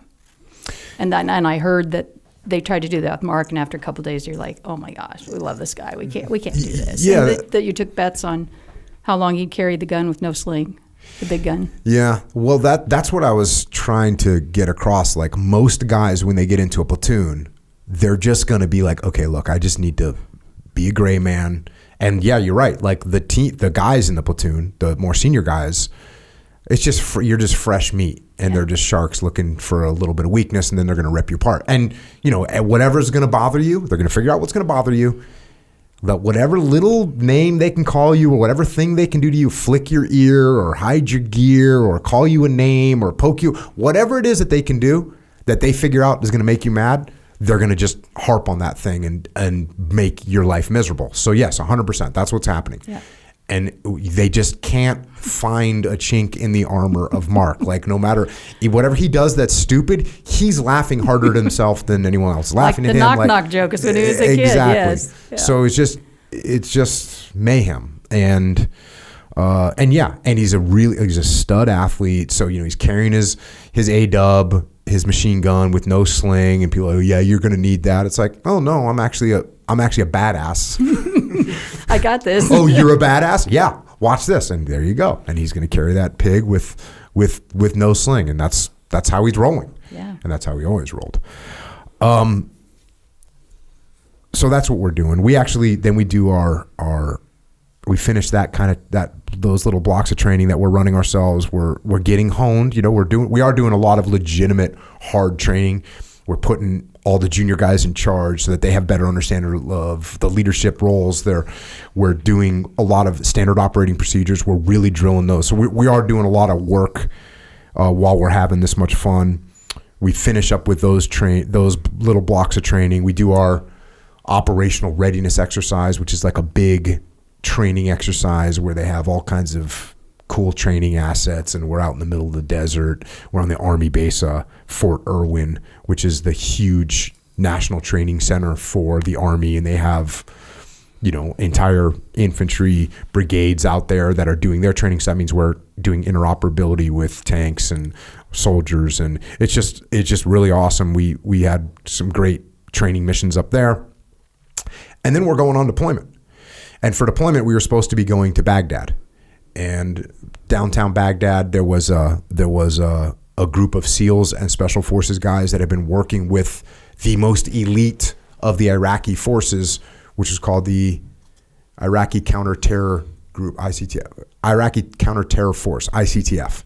And these guys had like American weapons and American night vision. So these guys were really highly trained, and that's what we were. The mission was supposed to be. That was what our mission was supposed to be. I actually went on pre-deployment site survey to go over there and worked with them a little bit just to get to know, meet the people, come back with some, lessons learned and get ready for the deployment. And we were on pre-deployment leave. So guys are on pre-deployment. I'm not on pre-deployment leave, but everyone's on pre-deployment leave.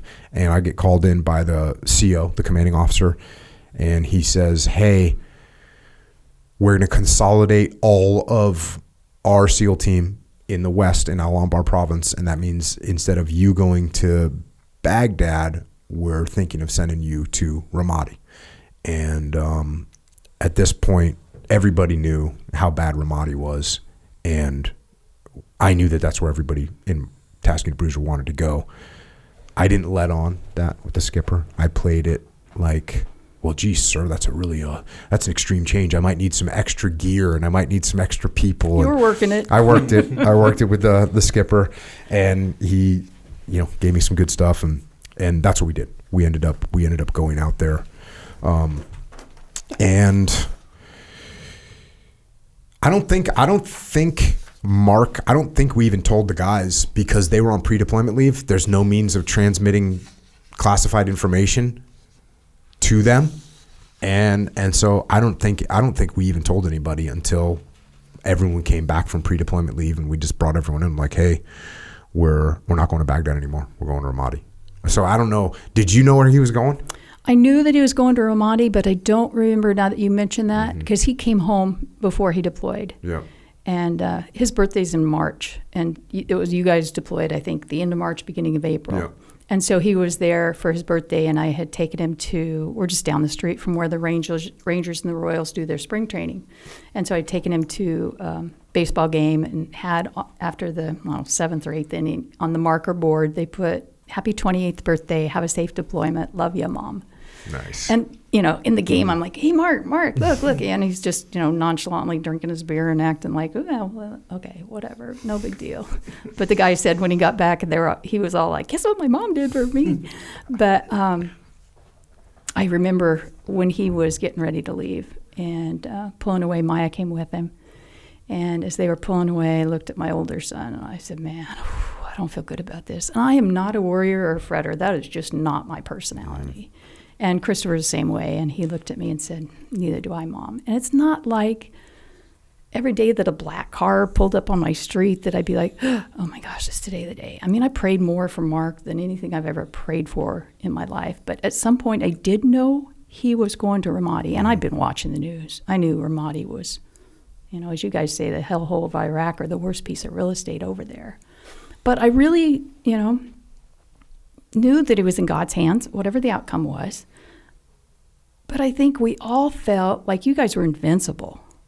You're trained well, you've got great equipment, you're going to be fine. You're going to be good to go. I think we had lost, now looking back at it, Operation Red Wing was just the year before. And I think in the community, we felt like we paid our dues. We'd paid the price. We're good to go. Nothing's going to happen for a while. And so I think when we lost Mark, I think it was definitely a wake-up call in the community. Go, oh man, we are still invisible. There are still going to be, a cost here. But I don't remember if it was at that point. I think you're right. I don't think he knew then. He just knew he was going to Iraq. And I think he may have called me before he deployed and say, I'm going to Ramadi. Once we were on the ground, like how often were you talking to Mark? I would say I probably talked to him at least once a week, maybe. What did you think about, what did you know about what was going on there? Oh, he was training the Iraqis. They weren't doing anything real dangerous. He was just training the Iraqis. And we had a couple conversations, and I'm like, well, so what the heck's taking so long? You keep training them for months. I mean, you're just teaching them to shoot and how to, maneuver and do things. And he's like, Mom, they don't even know the left hand from the right hand. I'm like, wait, what? I had a preschool and kindergarten. That's one of the first things you teach these kids, L for left, and, your hand makes the L. And I'm like, I can't even comprehend, And so then the reality of the language barrier and just some of their customs. But I think he, pretty well protected us to really know the extent of, he'd say, I'm going out on a mission, but, and I know at one point he did say that, the numbers that you guys, where you were at for your missions, which is way more than other, SEAL teams had been doing for the number of missions, but I don't think I completely understood. I obviously knew he was in a very dangerous place. I was watching all the casualties come in every day. But, yeah. I know it was weird for me because when we got back, I had friends tell me, I wasn't thinking about this, but guys in the SEAL teams, they were reading the after actions reports that would come out every day. And it'd be like, oh, this engaged this many gunfight here. And they were just super fired up. They were like, we knew you guys were freaking getting after it. They were like, they would read them at the morning meeting. Like everyone would sit down, read them aloud. And I was like, damn, we didn't think about that when we were over there. We're just over there like, hey, we're submitting these. And we didn't even think about where these things were going. But then I know that on the news, and it was a weird thing on the news because there was very few reporters out there in Ramadi, very few reporters. Like when I was in Baghdad, there's a reporter. Like you couldn't, what is the expression? Swing a dead cat without hitting a reporter. You couldn't. There was a lot of reporters. It's okay. I'm not a cat lover, so that's okay. There was a lot of reporters, but in Ramadi there was very few reporters. Yeah. And so, where does the news come from? It comes from reporters. So when there's not a lot of reporters, there's not a lot of information. Now the casualty reports would come in regularly, and they would say 2 Marines killed in Al Anbar province. That's what they would say. They wouldn't usually say in the city of Ramadi, again, because there's no one there that's really hyping the story of what was going on in Ramadi. And so it was I think it would have been hard to really understand what was going on without actually, either if they had reporters that were there that were actually putting out work, because there were some reporters there that were reporting, but they were on small platforms, right? And so it wasn't like this. It wasn't on CNN. News. It wasn't on Fox. Yeah. It wasn't like boom, boom, boom. They were like the Stars and Stripes had some people that were out there, and so they would actually catch some stories. But it was definitely a challenge to figure out what was going on. Yeah. And outside of, like I said, my friends in the SEAL teams that would be like, bro, we were reading your AARs every morning at quarters. I was like, that's freaking awesome. But outside of that, I mean, my parents had my wife had a pretty limited idea. And actually I've read the emails that I wrote to my wife during this deployment, and they're like, hey, I'm like, hey, how's everything? How are the kids? Like, there's literally almost nothing about the actual deployment itself, which is kind of a bummer because I would want it now to see what was going on, but they're all just very bland.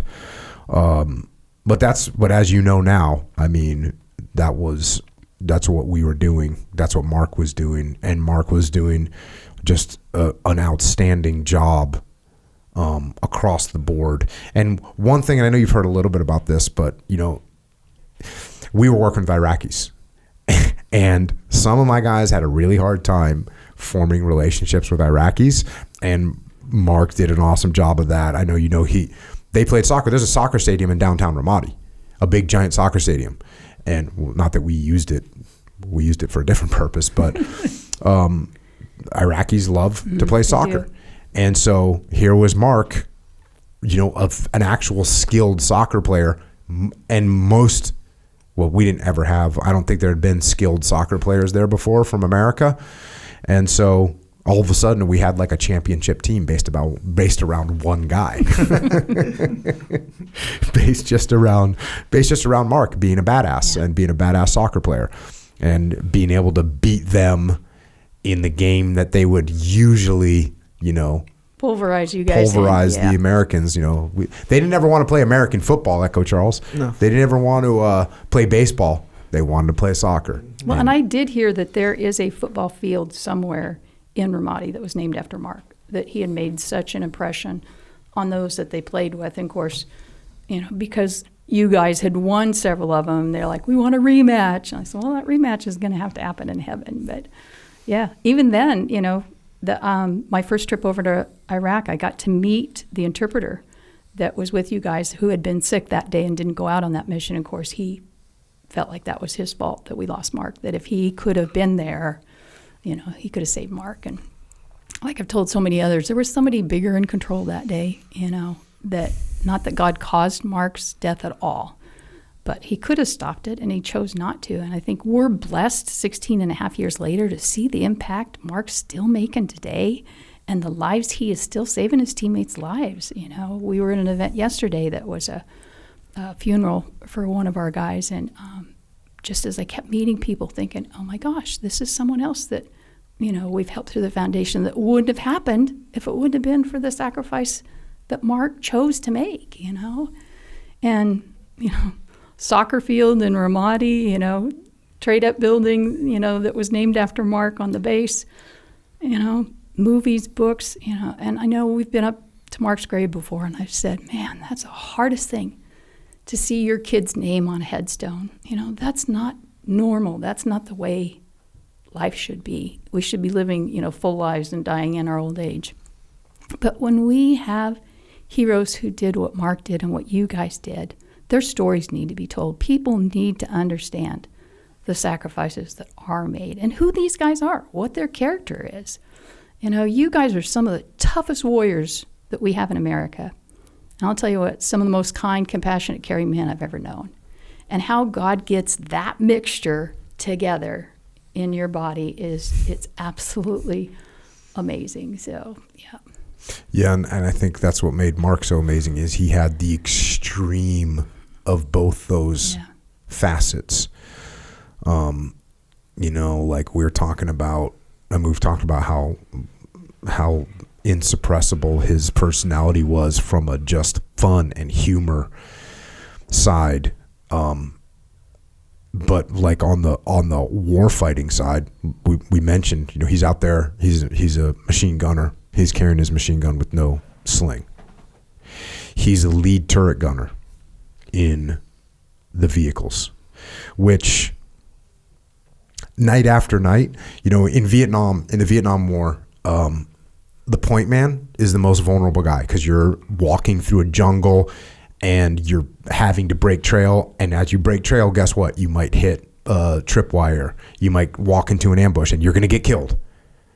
And so what they did in Vietnam was they rotate that guy out. They go, okay, you do it for an hour. Then we're going to get another guy up there for an hour because you can't handle that much vulnerability as a human. Well, in Ramadi, the lead turret gunner in a vehicle, he's the most exposed guy because he's out of the vehicle on his 50 caliber machine gun, and the primary threat in Ramadi is roadside bombs. And so when you hit a roadside bomb with a convoy, it's the person in the lead vehicle that's in the turret that's going to most likely be killed or be gravely wounded. And the horrible decision that someone made in Ramadi was to put the vehicle, what we called the vehicle graveyard, which is 75 or 100 vehicles that had been blown up in Ramadi, and when they drag them back to base, they would just put them on into this field. And every time you left base, you would see 100 of these mangled vehicles, burned out vehicles, and every one of those vehicles, that there was 1, 2, 3, 4 U.S. military personnel that were wounded or burned or killed inside those vehicles. And that's what you got to see. And so Mark going out night after night, lead vehicle, lead turret gunner, never said, hey, can I go in the second vehicle? Can I go in the third vehicle? Can I go in the back? Never one time. Just lead vehicle every time. Just taking all the odds and just saying, I got it, boys. Don't worry about me. And, I would, if I wasn't going out or not, as the vehicles were lined up, I'd go out, make sure everyone's good to go. I'd give them a little hand salute as they were rolling out. And it had to have been Mark's 38th mission in a row of being in the lead vehicle. And I'm looking up at him, and he's looking down at me, and I'm like, hey, bro, you feeling good? How you feeling? He's like, I'm feeling lucky, sir. Let's go. Like, that was his attitude. Big smile, and it's a big smile. A big, giant smile on his face. As he's getting ready for the 39th, 47th time in a row to go out and go down those roads where the main road, Route Michigan, in Ramadi had 7 to 10 roadside bombs detonated on it a day. Yeah. A day. And that's what he's rolling out to. Yeah. And he's laughing. Yeah. And he's smiling. But I think part of that was he was secure. He knew if anything happened, not that he wanted something to happen, but he knew if anything happened, he knew he was going. He knew when he got to heaven, there's no pain, no sorrow, no sickness. Lots of times I've thought about him up there in his honoriness. I'm sure God's maybe sometimes going, oh boy, maybe we should send it back. but he's making, heaven exciting, that's for sure. Not that it might have been exciting before, but it's more exciting he had that now. confidence. Yeah, he had that confidence. He knew that it wasn't over for him. It might be over for him here on earth, but he knew beyond a shadow of a doubt where he's going. And, oftentimes, people tell me, oh, yeah, Mark's in Valhalla, Warrior's Heaven, because of what he did for his country. I'm like, okay, well, I would probably die for my country if it was needed, but I'm not going to be at a place probably where that's going to be required of me. But he knew 100%, and for me, then what's that mean for me? How do I get to heaven if I got to die for my country? No, Mark's in heaven because he knew Jesus Christ was his Lord and Savior. End of story, It's not based on what we do or what we don't do or what we say or what we don't say, Christ already paid that price for us, and Mark knew that beyond a shadow of a doubt. And so I think that was the smile on his face. He wasn't scared, He may have had fear and had that courage to push through it, but he knew the end of the story. Yeah. After seeing a lot of guys in a lot of tough situations, to not be able to really pick up an ounce of hesitation from a guy is very rare. Yeah. It's very rare. And so he definitely knew. Yeah. Cuz you're going to show something. Yeah. And he didn't have any fear. Yeah. Which is incredible. So this is now we've been on deployment. Did you know Cowie came home? Were you even aware of that? No.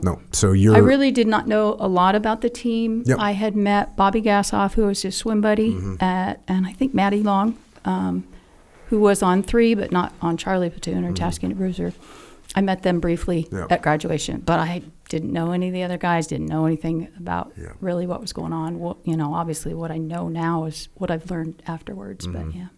Yeah, so you're kind of tracking. And again, to me, it always, and I kind of relate it to my family, because my family is my wife just not knowing what's going on. She's just, and I think in a lot of ways, she doesn't even want to know. She's like, hey, you go do your thing. I do my thing. You take care of it. And same thing with my kids. They were young at the time, so they were just, I was just dad. He's not here. Where is he? Yeah. I don't know, but he's not here. He'll be home in a little while. My parents I had been in the Navy my whole, adult life. They were just used to me going on deployment. Right. They wouldn't hear from me for a month or two, and then everything's cool. So I think that sounds like that's where you were at too. Yeah. Hey, son's on deployment. That's he'll be back. Let's track it. You got an email in July, a group email from Mark just before July 4th. Just after, yeah. And I want to read this email. Mark says this. Glory is something that some men chase and others find themselves stumbling upon, not expecting it to find them.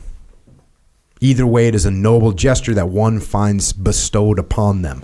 My question is, when does glory fade away and become a wrongful crusade or an unjustified means by which consumes one completely?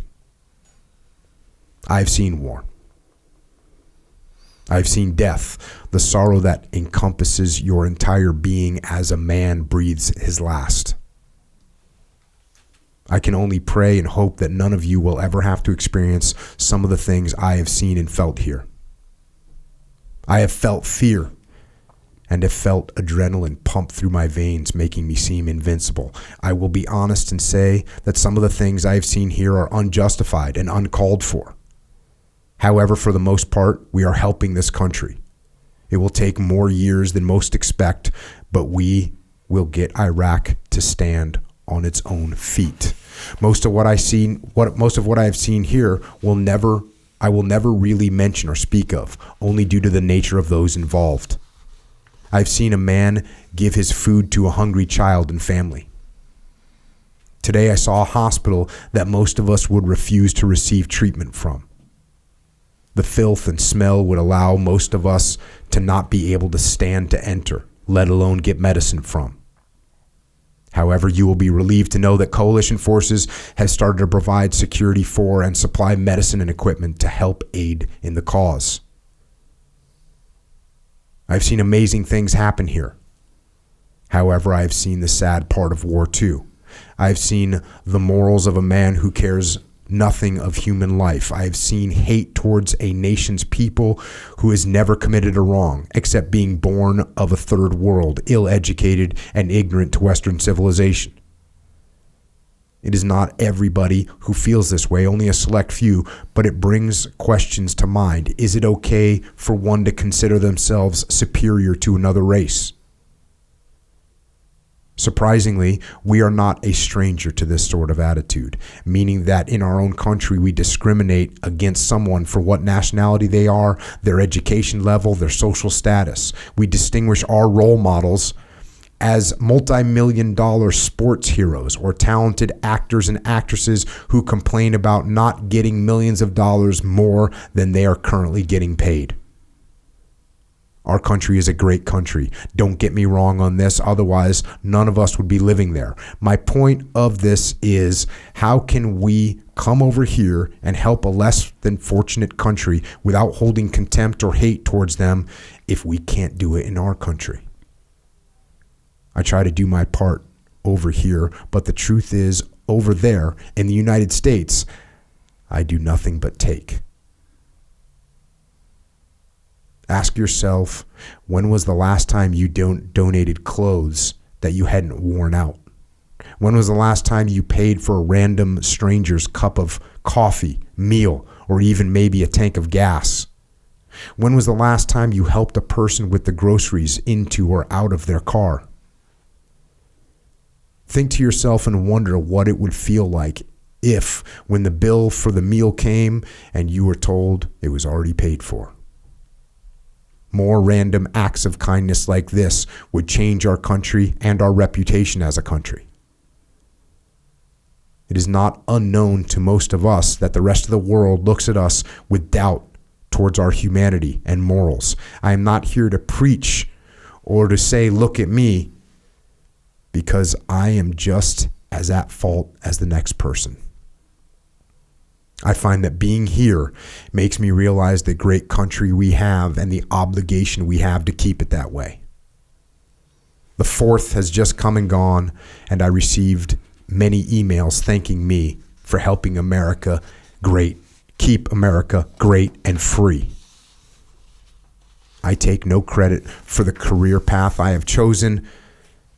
I can only give it to those of you who are reading this, because each one of you has contributed to me and who I am. However, what I do over here is only a small percent of what keeps our country great. I think the truth to our greatness is each other. Purity, morals, and kindness passed down to each generation through example. So to all my family and friends, Do me a favor and pass on the kindness, the love, the precious gift of human life to each other, so that when your children come into contact with a great conflict that we are now faced with here in Iraq, that they are people of humanity, of pure motives, of compassion. This is our real part to keep America free. Happy 4th. Love you. Marc Lee. P.S. Halfway through the deployment. Can't wait to see all of your faces.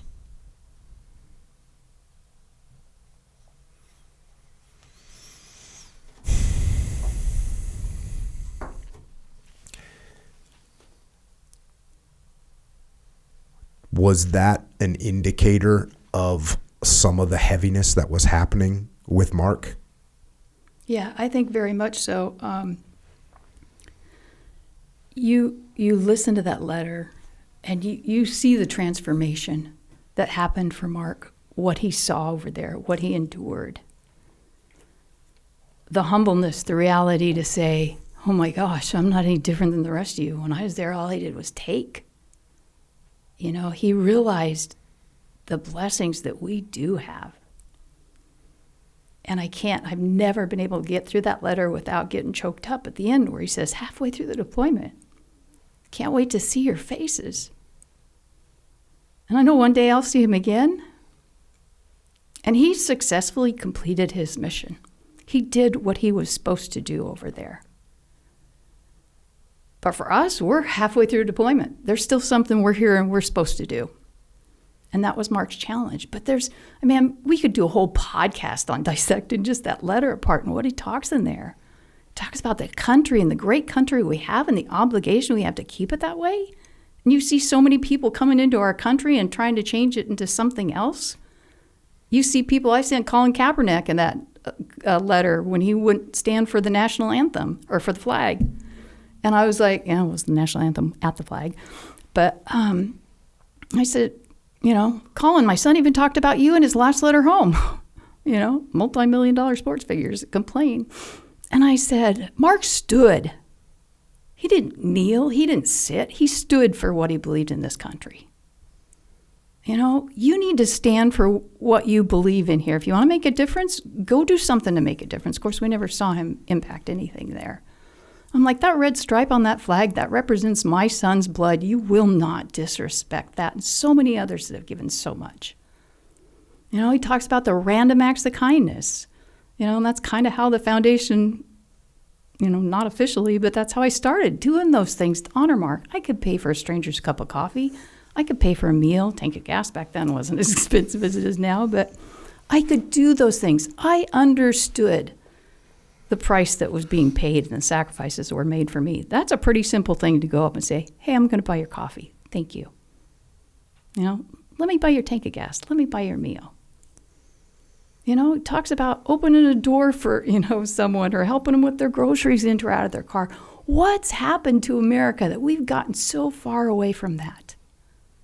And to end that with, to my family and friends, do me a favor. Pass on the kindness, the love, the precious gift of human life. We understand that precious gift and how quickly it can be gone. But holy cow, as America, what's happened to us? Why can't we pass on that kindness? We can have different opinions. That's what you guys fought for, so we could have those different opinions. But that doesn't mean you need to be so mean and hateful to people. And I just really think some of those things, basically, if we did those as humans that Marc challenged us to do, we'd be living in a different world. And, when I first got that, like you said, it came as an email. It was about 2 weeks before he died. And it wasn't supposed to be that if you're reading this, I'm gone. And I read through it on the computer, and I was like, who wrote this? And, Marc was not stupid by any means, but language, I had not seen that as a strength or, his forte. And so I scrolled back to the top to see who sent the email. I'm like, dang, that was Marc. And you just feel the changes that took place in not just his mind, in his heart. And after he passed, man, then that letter was even more significant the meaning of that and the impact. And literally, Jocko, millions and millions of lives have been changed by Marc. I never would have thought when I held him as a little baby in the midst of all those struggles. Like I said, I didn't have high goals for him. Nobody's pregnant, nobody's an alcoholic, nobody's a drug addict at 18, I'm good. And to see that, but that came through the struggles, that came through the perseverance of what we went through. And those are the things that mold us and shape us, and what he saw over there. He's talking about Saddam, about, the man who cares nothing, about moral life. And on my first trip over, I was at Biop, which is in Baghdad, which is the main base there for you guys. And there's a lot of Saddam's palaces. And one of the palaces there was where he would have his way, with a virgin, and then he'd either behead them or throw them off the balcony. And then he'd put a heart on the lattice to remember them by. I'm like, what kind of sick person does something like that? And obviously he didn't care about human life. He had no morals, He put all the waterways around his palaces because he figured that, Allah wouldn't be able to see his sin if he, put the water around him. Like, well, you don't think your God's big enough to look right down at what you're doing? But there's some evil, evil stuff in this world. And that we've got men like Marc, men like you, so many others that are willing to confront that evil that most of us in America have never even seen, or hopefully never will see. Marc talks about that, And it's just amazing. You talked about his humor and who he was. Yet what a caring, compassionate, and his words of wisdom way beyond his 28 years. Most of us, it takes a lifetime to get that. I would encourage everybody that's listening to go to our website. You can read that on our website at americasmightywarriors.org. Powerful, powerful letter.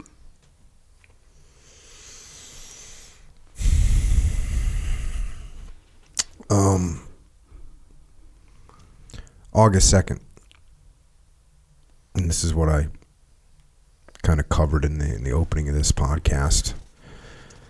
The guys are out, they're doing a clearance. This was just a daily basis, doing big clearances, supporting big clearances. Ryan gets wounded, and it seemed like Ryan may die. He's shot in the face. It's horrible.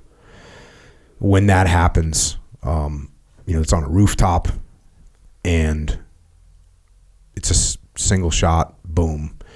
And what does Marc do? Marc steps right into where Ryan was to lay down suppressive fire so that the guys can get to, so that the corpsman can get up there and get Ryan to cover and start getting him worked on. So like out of the gate, this is what Marc is doing. They get Ryan evacuated, and again, I'm talking to Leif, and Leif was not optimistic.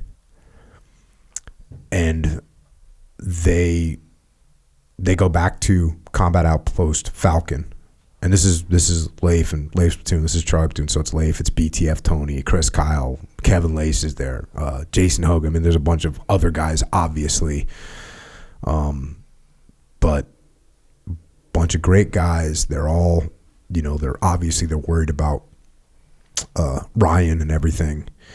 And when this happens with Ryan and these guys go back to Combat Outpost Falcon, the army goes out and they start going hard, and it's Mike Baima, and he's the company commander from the 137 from the Bandits, and they go out and they start meeting really fierce resistance. And they eventually find some buildings like where they think they've got the enemy. They ask Leif, like, hey, can you guys come out and hit some of these buildings? And that's when Leif called me, and he's like, hey, the Iraqis aren't going. The Iraqis are too scared. We're going. I'm like, Roger.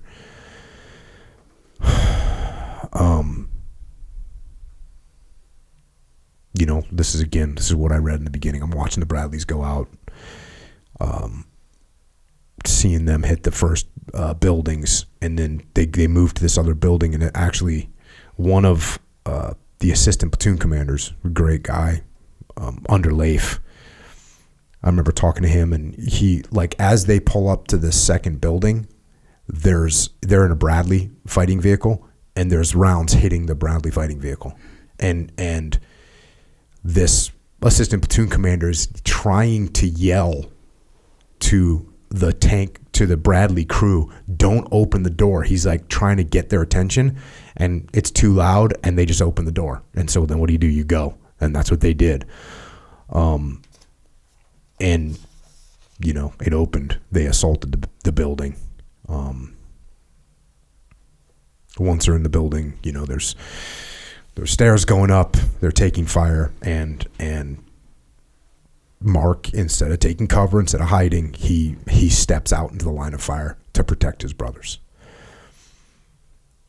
And he's killed.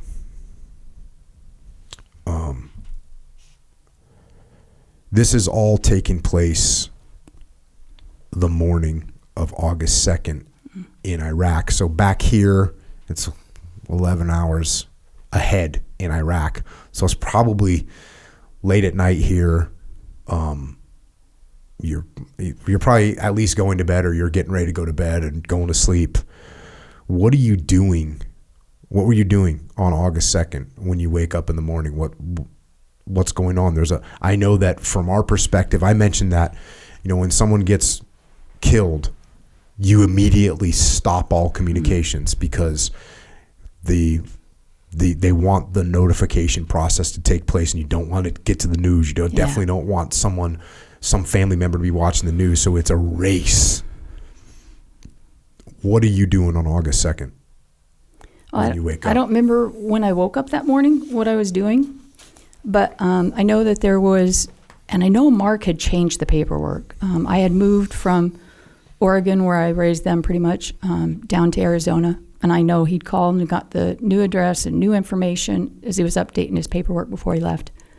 But for whatever reason, they were trying to find me up in Oregon, where I'd lived. And, we send in the SEAL community, we send our own Keiko group up there. So that group was up in Oregon. And the building, where I lived, I still own, but it was empty.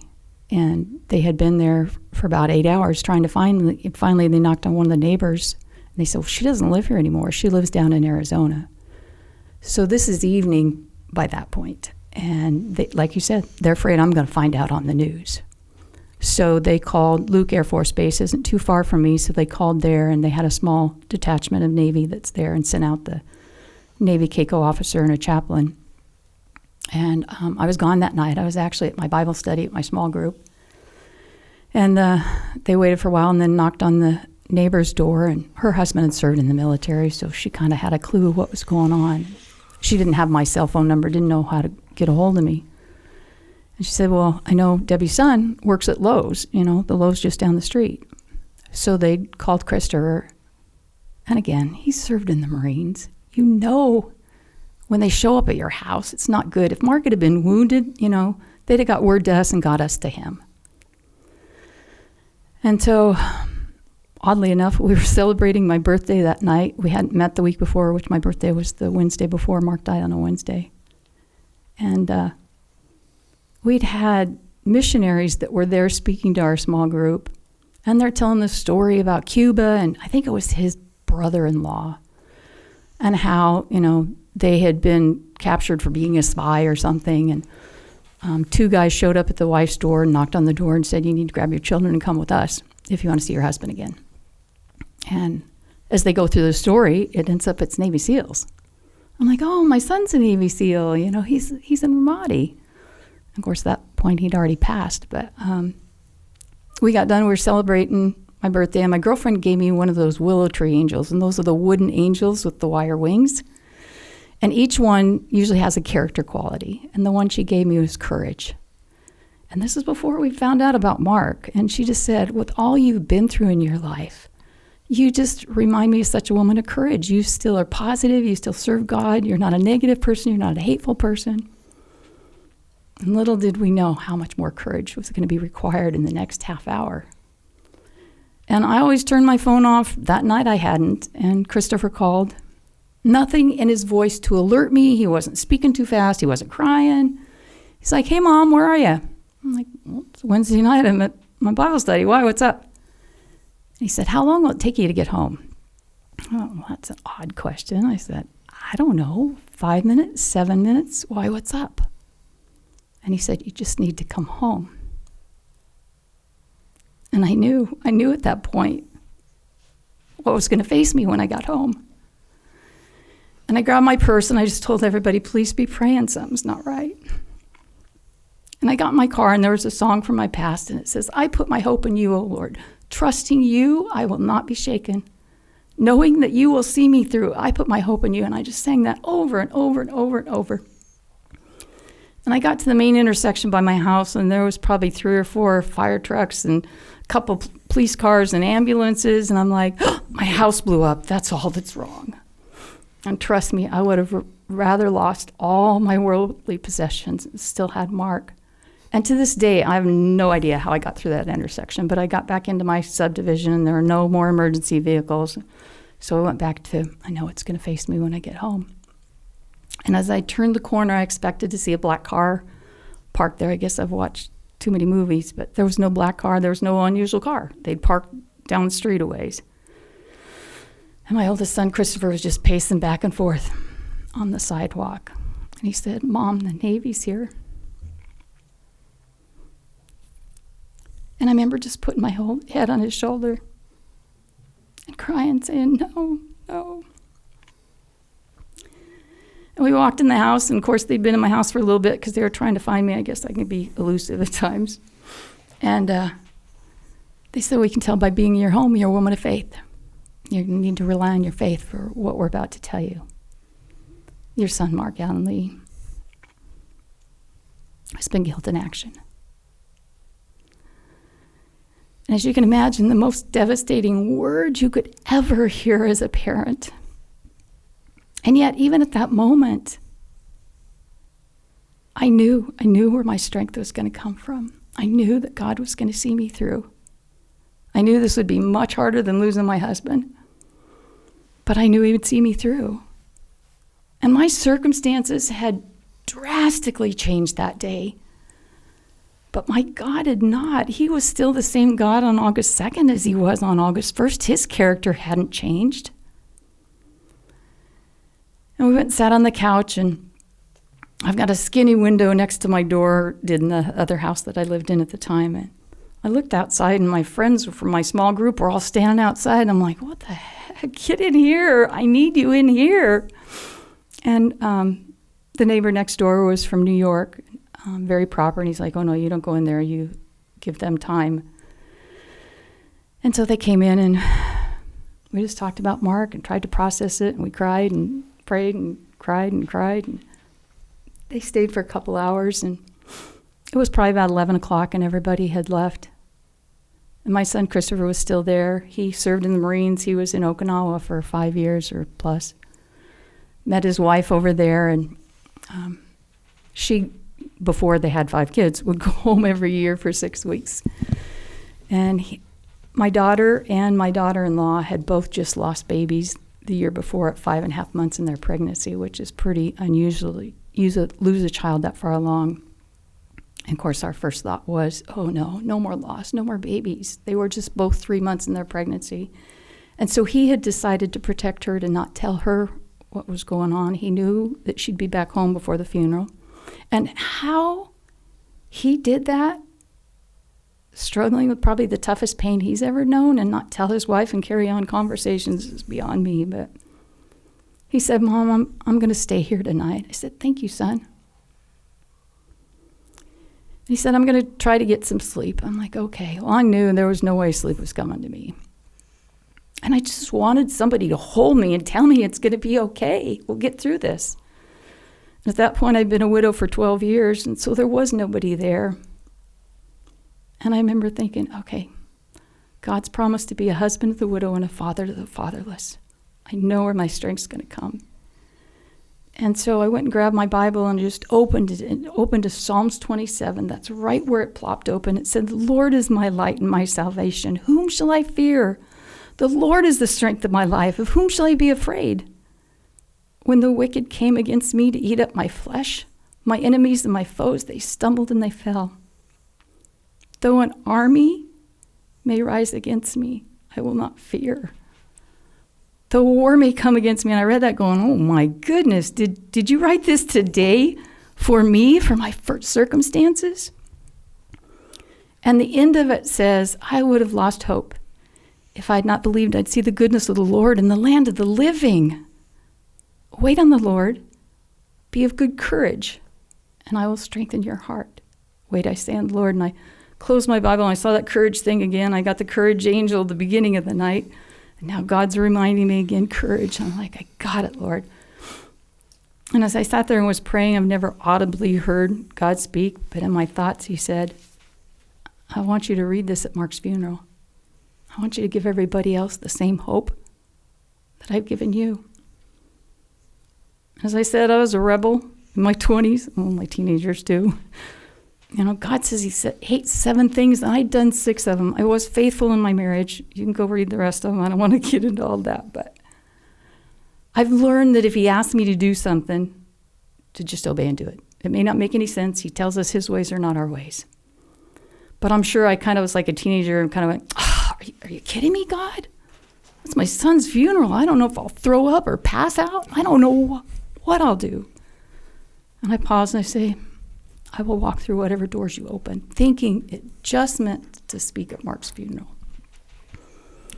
I know that if God would have told me what he had in store and all the different places that I'd be, at one point I spoke in front of 1 million people in the mall in Washington, D.C., and I was terrified to speak in front of people. With the preschool and kindergarten, we had 2 programs a year, one at Christmas and one at the kindergarten graduation. I would literally hold the microphone with both hands and it'd still be bouncing all over because I was terrified to be in front of people. So this was not my comfort zone. This wasn't something I'm like, oh yeah, I'm such a great speaker. Oh yeah, this will be awesome. I'm like, okay. And to see what he's done in the toughest thing that I could go through in life and how he's taken Mark's heroics, his story, to continue to impact people and change the world is nothing but a miracle, you know.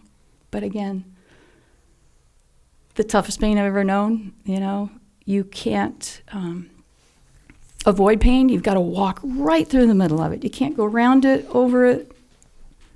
You can't get stuck in it because then you don't heal. You don't get to the healthier side. But all the reading I've done on grief that said that's the toughest thing you could ever go through is the instant death of a child. And I would have to agree with that. You know, granted, my husband wasn't the love of my life that I've been married to for 50 years, but whew, much tougher. But so proud of Mark. I look forward to that day when I do get to see him again, give him another big hug, you know, kick him in the butt and say, okay, why did you not tell us you were married? But if I know anything, I know God doesn't waste pain, you know. If we allow him, he will take that and use that for his glory.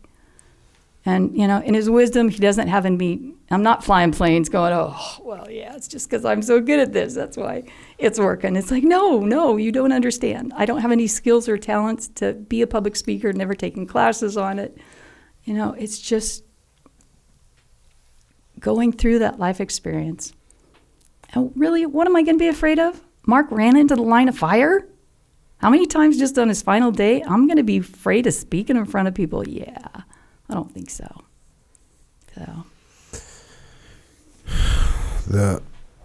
As I mentioned in the beginning, you know, basically as soon as we found out that you had been notified, you know, we get the word, and then guys start calling you to talk to you, and it's actually all happening from I have an office in the Tactical Operations Center with the direct landline to America, and so guys are coming in, calling from there. And again, our attitude was we're going to have to be consoling, you know, Mark's mom, and it was literally the opposite.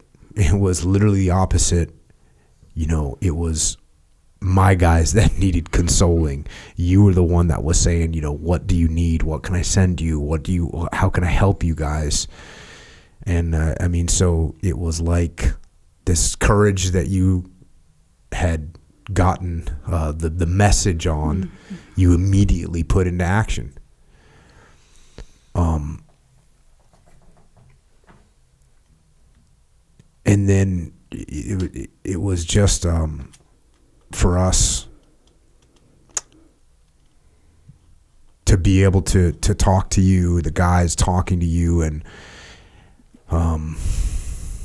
hearing your voice and your encouragement is what allowed guys to be able to say, okay, you know, we can move forward. And you know, that scene of coming out of Charlie Med and seeing all those soldiers and Marines just lined up, and you know, that's like, sometimes people will attempt to bait me into saying something negative about the Army or the Marine Corps, and they can't do it. Yeah. Nothing but love for those guys. Mm-hmm. When did you? So we sent guys home. Guys came home with Mark. You know, guys escorted Mark home. When did you start meeting the guys from the task unit, from Charlie Platoon, from Task Unit Bruiser? And it was, excuse me. I think it was the majority of you guys. It was when you came back from that deployment. Yesterday we were at the funeral, and I was like, who spoke at Mark's funeral? I'm like, how can you not remember your son's ceremony and who spoke? And I remember being in another one in the same, it was at the chapel there on North Island. I remember being later at another funeral there. I'm like, did we have Mark's casket in here? I don't remember. I'm like, but I think just part of that, it's too much. It's just a big blur. So you just don't remember it. So I know Bobby Gassoff. Mm-hmm. At first, that was Mark's swim buddy, and that's a pretty tight connection with your swim buddy. And they weren't going to send him at first because they said, no, he's in too much pain. This is not who we send. And of course, now they've learned that is. And they said Commodore Pybus at the time, now Admiral Pybus, was on our doorstep the next morning. And you know, Sean, you know, what a compassionate, caring man. And again, I still don't even, at that point, didn't understand the ranks. I knew Admiral was something special, but an Admiral showing up on my doorstep. Granted, he was Commodore. Would he have been an Admiral as the Commodore? Yeah. No. That's nope. Okay. He was a captain. I always had the hardest time with the Commodore thing. I'm like, yeah, it's and like it's a position, not a rank. It's a position, not a rank. Yeah. But he was there at the door, and I remember them saying, what else can we do for you? I'm like, give me Bobby Gassoff. I want Bobby here. And so they did get Bobby home. I think he might have been in the Philippines at the time. He stayed with me. He and his wife stayed with us for a week. But I don't even remember who the other one was. I know later that Brian Yarbo has told me he was one of them that escorted Mark home. And I want to say, was Jason Hogan the other one, or do you remember? I think so. Yeah. We sent a few. It was a few guys. It was a few guys we sent home. Yeah. And then obviously we sent guys home with Mike too. And when guys came home with Mikey, they were coming home like we knew that they weren't coming back because it was the end of deployment. Right. So I can't remember exactly which guys went with Mark and which guys went with Mikey, because some of them came back. And it was pretty close. It was only 7.5 weeks. But I think the majority of that started by phone calls and emails while you guys were still deployed. You know, I remember thinking, oh my gosh, I can't make any decisions. My brain is mush. Holy cow, those guys are in combat. They've got life or death decisions they've got to make. And once I realized having Mark's brothers in our home for the week, wow, you guys loved Mark as much as we did, and you were hurting just as. And that's when I'm like, oh, the brotherhood thing, I got it now. It makes sense. And so my concern for you guys is you're in that combat zone. You're still going out on patrol. Man, how are you guys going to deal with this? How are you guys going to process and stay safe? You know, and I think it was Leif was the one. I'm like, you guys go back out there. You go get some. Don't hang in your rooms. And Marc would want you to continue the mission. But that's really when those relationships started. I got a copy of the Charlie Platoon picture, and I'd say, okay, who's the one on the left? And I'd write the name down. Okay, the tall guy in the middle, who's that? And of course, they gave me their names, and then they talk about Biff, or I'm like, I don't have a Biff on the sheet. Who's Biff? And then I learned, okay, most of them have other names that they go by. And I'd get phone calls even from some of the moms of the guys, checking on me. And I didn't know I was going to start a foundation, but we had a lot of support up to the funeral. And then I live in Arizona. I'm not near a base. I'm not here, San Diego, where, the rest of the community is, or a major part of it. But once funeral was over, there was nothing. I mean, other than talking to you guys over there. It just, it stopped. And I'm like, oh, crud. Well, it's just starting for me now. The process, the journey of grief is just starting. And I've never been one to feel sorry for myself. And I was like, okay, well, I can't change anything for myself, but I can change it so nobody else has to go through without having support there. Somebody that knows what it's like. So when I got the call that Mikey had died, I knew I had to be there. I didn't know what I was going to do, but I just knew I had to be there. And then that was about the time, the first ones were starting to come back home. And I'm like, man, I got to be there for my boys. Not to be, oh my gosh, there's poor Marc's mom. But to say, woohoo, the rest of my boys are home, thank you.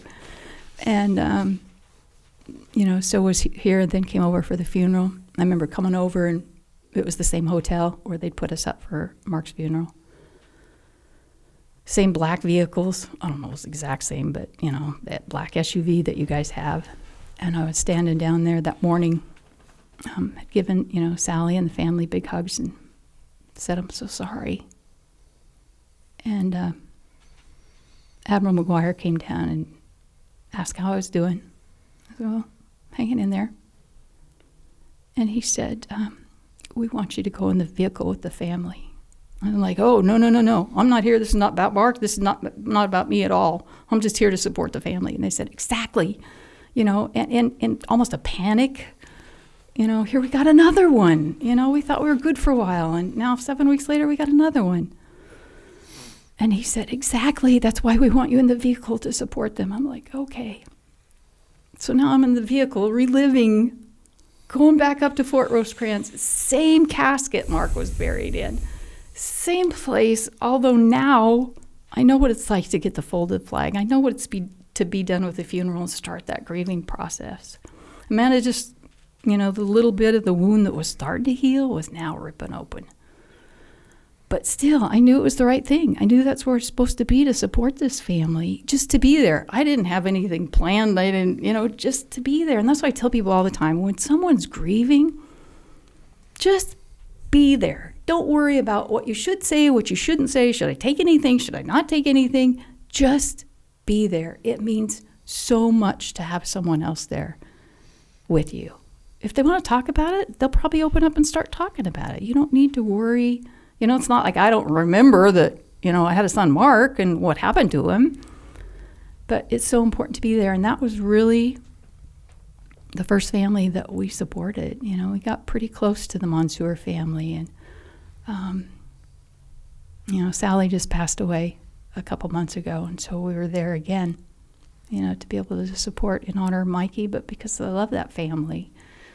I understand their sacrifice. And that's really what started the America's Mighty Warriors process thinking. And then I would just happen to be in Washington, D.C. when Jay Redmond was there, before even the note was posted on the door of, don't feel sorry for me. If you're coming in here to feel sorry for me, I earned these wounds doing what I, love doing, and I don't need your sympathy. I was in the hospital when Dan Knotson was brought down from surgery. I just happened to be in Washington, D.C., so these things just kept happening. That is my spiritual gift, is to be an encourager and, to support people. And so that's where my strength. That's where I work well when I'm doing those things. And then after a while, I'm like, okay, I get it. I think there's a mission ahead. I don't think I'm just supposed to do this once or twice.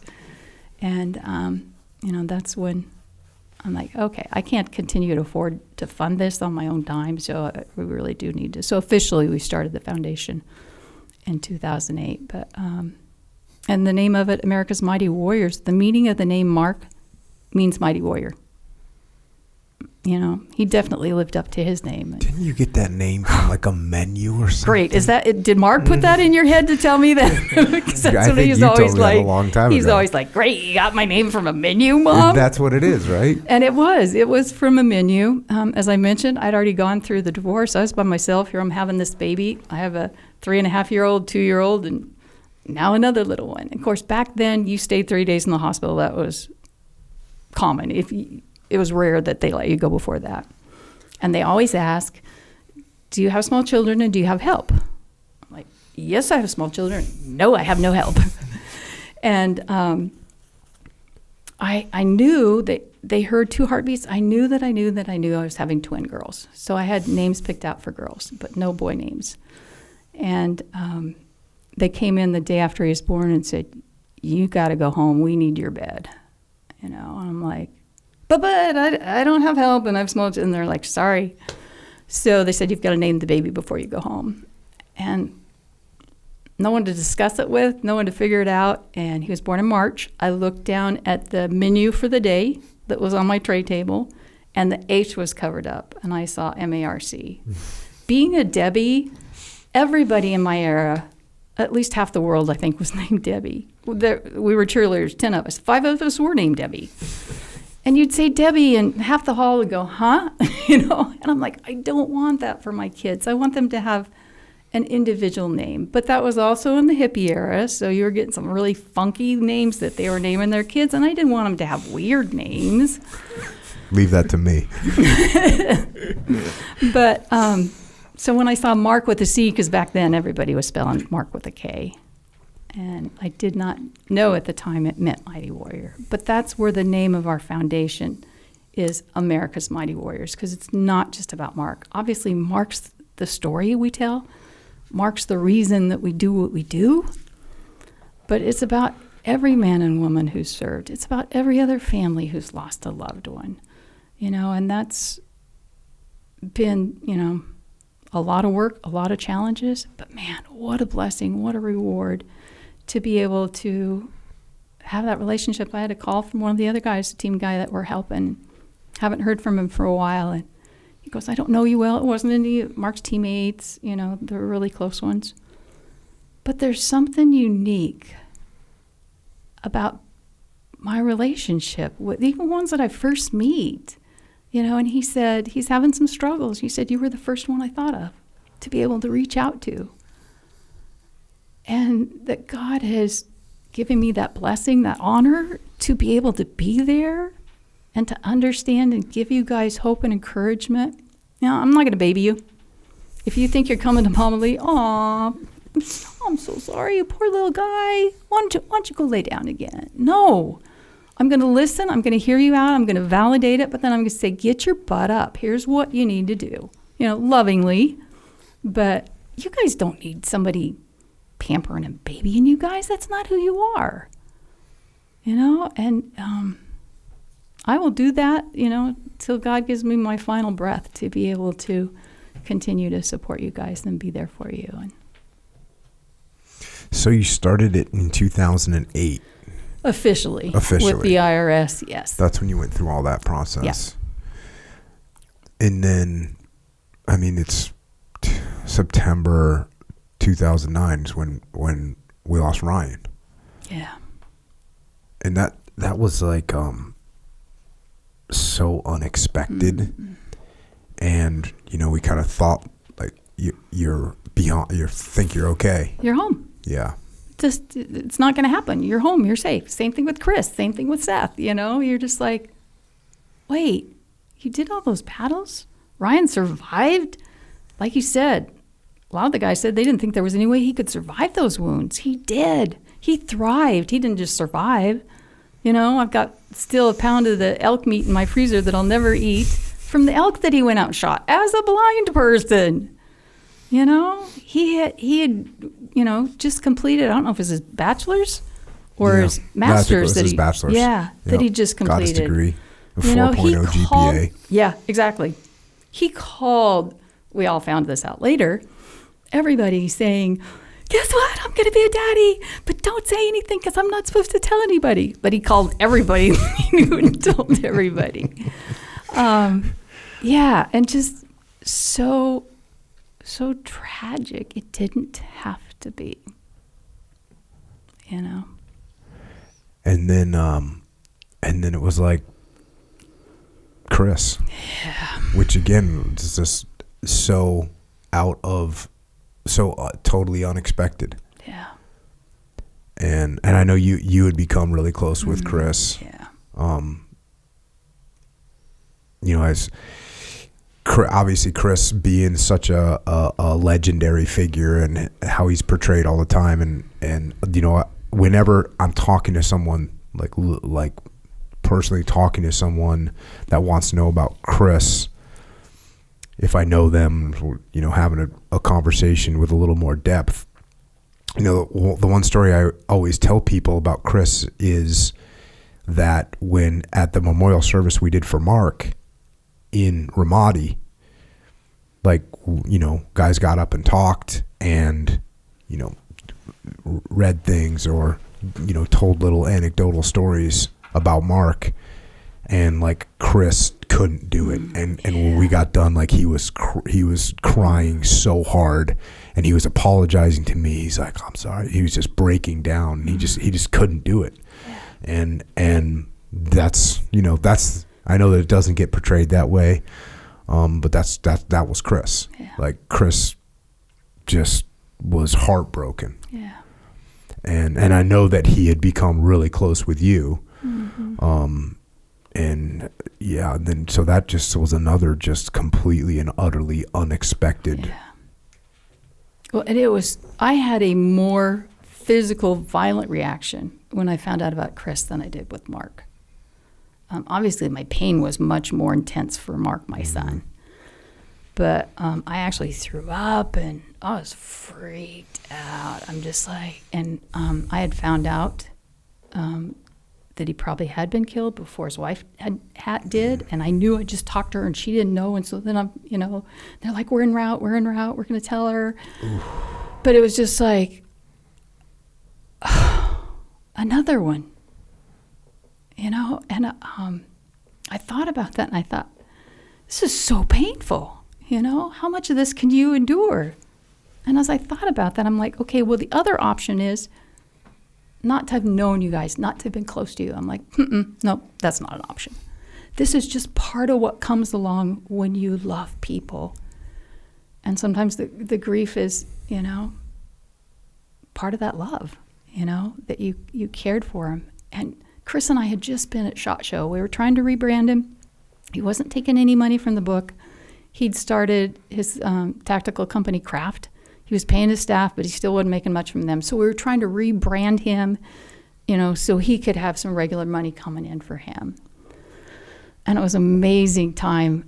So many great memories, you know, from those 4 days that we were there together. And then just 2 weeks later, he's gone. You know, and it's just like, and again, he survived. How many deployments did he do? And you come home and some nut job. I mean, people have tried to, in the media, portray that as the guy that shot him had PTS and this was because of war. No, the guy was messed up before. He tried killing a family member as a teenager. And his family, to protect him, didn't, you know, report that to the police. And Chris had a huge heart. That was where, you know, his kids went to school. The mother of the guy that killed him was, you know, one of the aides in one of his kids' class, and she just said, hey, he's really struggling since he came back, you know, from his deployment. Do you think you could help him? Man, I hold her culpable for not sharing the extent of that, because Chris would have done something else. He still would have helped him, but he'd have done something else that day. And the guy wasn't, you know, far enough gone. He knew what he was doing. He waited till they'd fired all their ammunition. Chris had holstered his weapon. He shot Chris first, and then his buddy Chad, and then he went and got a taco before he went to his sister's house. I'm like, oh my gosh. So yeah, and I know we've talked about this before, Jocko, but I'm like, Chris's mom's name was Debbie. My name's Debbie. Seth's mom's Debbie. So I'm like, if you're on Charlie Platoon and your mom's name's Debbie, please go tell her to change her name. But it's just, so much is given, and yet so much was required. So you obviously, you and I unfortunately have been through all these things, and you've been with them with all of us, and your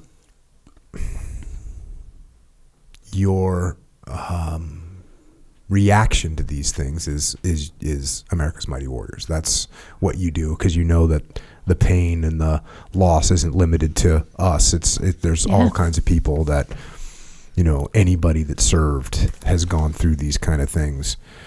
With a little bit more detail on America's Mighty Warriors, because I know what you do. I have friends that have been pulled out of the depths of hell from what you do. Can you just give us some of the high level, like you got veteran advocacy. So what does that mean? So, and probably that was stronger when you guys were still in combat. Right. Any issues that there were for our veterans, we're going to stand up and change this. We're going to make it right. But like you've gone to D.C., you've testified, I've gone to you have DC. relationships with people, Yes, you can call people. Yep. Got great connections there. I don't know if you remember back in, you might have been deployed then, but Delta Airlines, I think it was 2008, they were charging our troops coming back from the combat zone excess baggage fees. And I'm like, oh, come on. No, that can't really be true. And I've never been one just to react. I'm going to verify. Just because it's on the internet, don't believe it. And so I called Delta Airlines and I just said, I understand that you guys are charging our service members who are coming back excess baggage fees. Yes, that's our policy. That's correct. I said, well, you do understand they're bringing back their weapons that they've used to defend you and your freedom. It's not like they went R&R and they're bringing Turkish rugs back home. And she said, yes, ma'am, we understand that. I said, well, you really need to refund that money to them. Well, that's not our policy. We're not going to do that. I said, well, I've got a pretty big, following and outreach. If you don't refund that to them, then I'm going to let people know the details. I'm going to give them your phone numbers, your emails. She said, okay, fine. Within 48 hours, they had reversed their decision and were refunding the money because people were canceling their, frequent flyers with Delta. They canceled their flights. And obviously, it wasn't just me. It was the sphere of influence, that God's placed around me to help do that. But the one voice, one person can make a difference. The other one was, and I can't ever remember who was the Joint Chiefs of Staff when the ISIS flag went back up over Ramadi. And man, he got on there and said, oh, there's no significance to that. And I'm like, I felt like somebody literally had sucker punched me. I'm like, are you kidding me right now?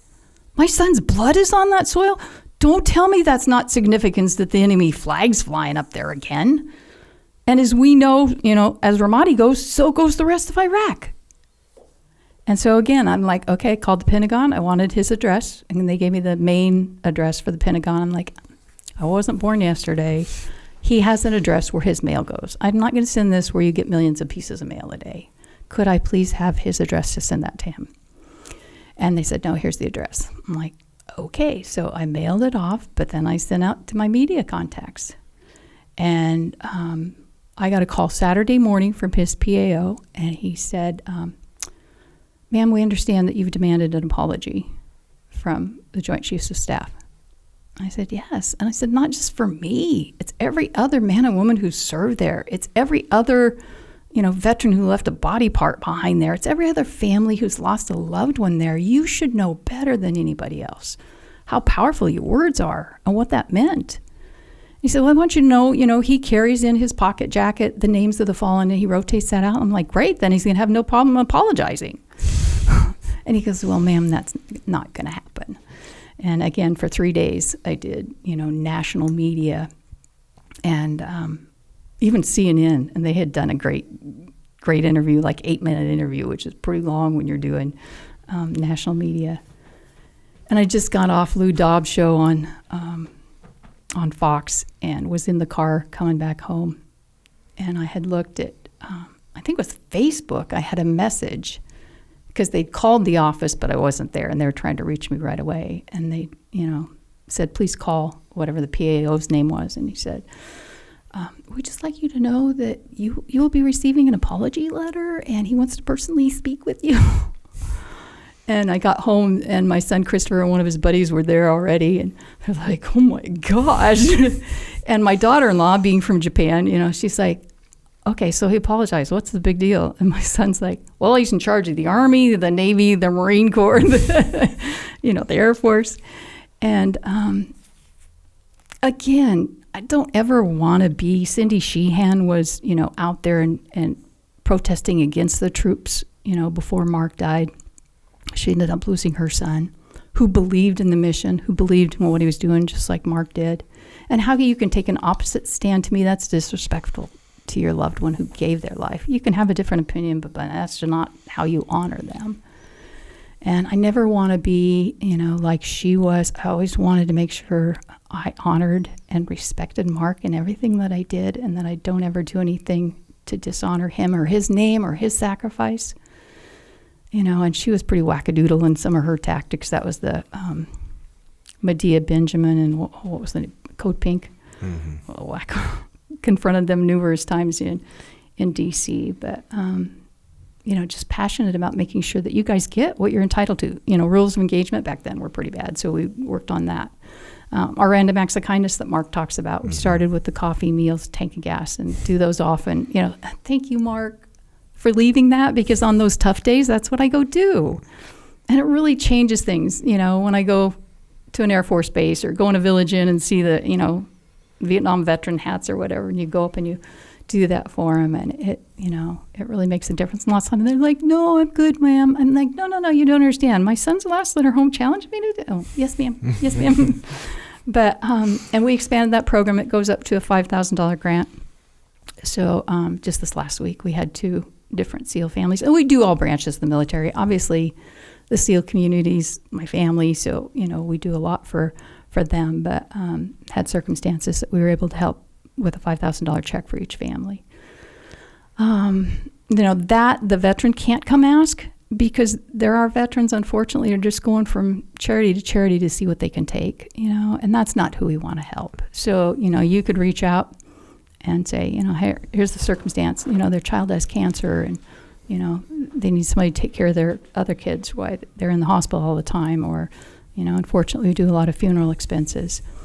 But those are huge. That lets somebody know they're not alone in the midst of that. We do our Gold Star Family Program. I was going to say, the Gold Star retreats that you do. We do those in Texas. We've been doing those for 12 years. And again, my philosophy on grieving is it needs to be natural. Don't force me. If I'm having a good day, please don't put me in a circle with 20 other Gold Star moms and we're all telling our loved one's story. We're all going to be blubbering idiots, when we get done. If we're sitting at a table and we're sharing a meal and you want to say, hey, what do you do on his anniversary? How do you handle the birthday? Does this feeling normal for you? It's natural. You've got a choice whether you participate or not. Again, there's swimming pools, there's kayaking, there's zip lining, paddleboarding. One time I accidentally said, we're waterboarding, and they're like, oh, no, sorry, but bring the terrace here. I got no problem waterboarding them. But we have a house in Arizona called the Heroes Hope Home, and one in Florida called the Serenity Hope Home, where they can come stay free for a week. We take care of their flights, their rental car, everything, and just love and pamper on them. Let them know we won't forget your hero, and we won't forget you. Our biggest program right now is our Helping Heroes Heal program. Right. And that's for our veterans, combat veterans who are diagnosed with traumatic brain injury, post-traumatic stress, many of them suicidal. We're paying for hyperbaric oxygen therapy, hormone and supplement therapy, natural things that are actually healing them. There's so many things out there that are just masking the symptoms. And I get it. I really do understand why they want to try anything and everything to get rid of the pain, whether it's physical, mental, spiritual, all the above. I get that. But let's try things that are proven to heal you. We've been doing SPECT scans of the brain before and after. And to see those is just phenomenal. Some of them, I see them the first time before they go through the treatment. I'm like, how are you even functioning? I mean, literally, it looks like an RPG went through their head. There's just part of it that there's not getting any oxygen to it. And then to see that contrasting scan afterwards and to hear their stories. And I remember, it's probably been about 4 years ago now, but we had another Navy SEAL who'd gone through the program, and I called to just check and see what symptoms are different. You know, what'd you notice? Because everybody heals differently. Everybody has a different extent of their injuries, and he went through the things that were better, and I'm like, that's awesome. He goes, you saved my life. And I said, well, you were willing to give your life for me. This literally is a no-brainer that I would do this for you. And he paused and he said, stop. I'm like, ruh-roh. Made a Navy SEAL man. This is not going to end well. He goes, I wouldn't be alive today if it wasn't for you and your foundation and the therapies you provided. You saved my life. And when he said it that strong, I thought of Mark, his final actions, standing up in the line of fire to save his teammates. And I was like, oh my gosh, he's still saving his teammates. He's not physically here, but he's still saving his teammates.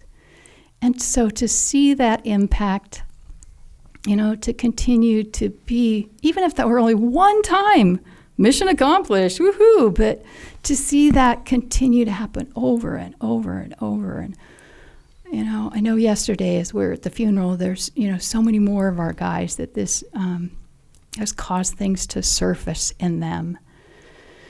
And I probably had at least 10 yesterday that were like, we need help, Momma Lee.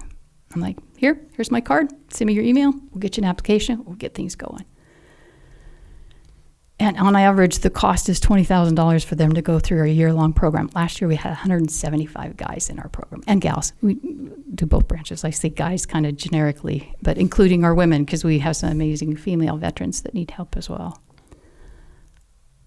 But to have that opportunity, to see that impact, whew, you know, that God allowed me to be able to do that and to be able to continue to meet so many of our amazing warriors who give so much, and their families. You know, it really is a blessing. But, you know, it's not cheap to provide those therapies. And I just really want to encourage any of you guys and gals that are listening who served, if you are diagnosed with TBI or PTS, or you're struggling with suicide, please, please reach out. I know that you get to that place where you feel like there's no hope. You've tried different therapies that maybe haven't worked, and you feel like this is how I'm going to have to live the rest of my life. And it doesn't have to be that way. There are actually physical things that are happening to the frontal lobe of your brain, to other parts of your brain from the blast wave exposure. That affects your memory, that affects your sleep.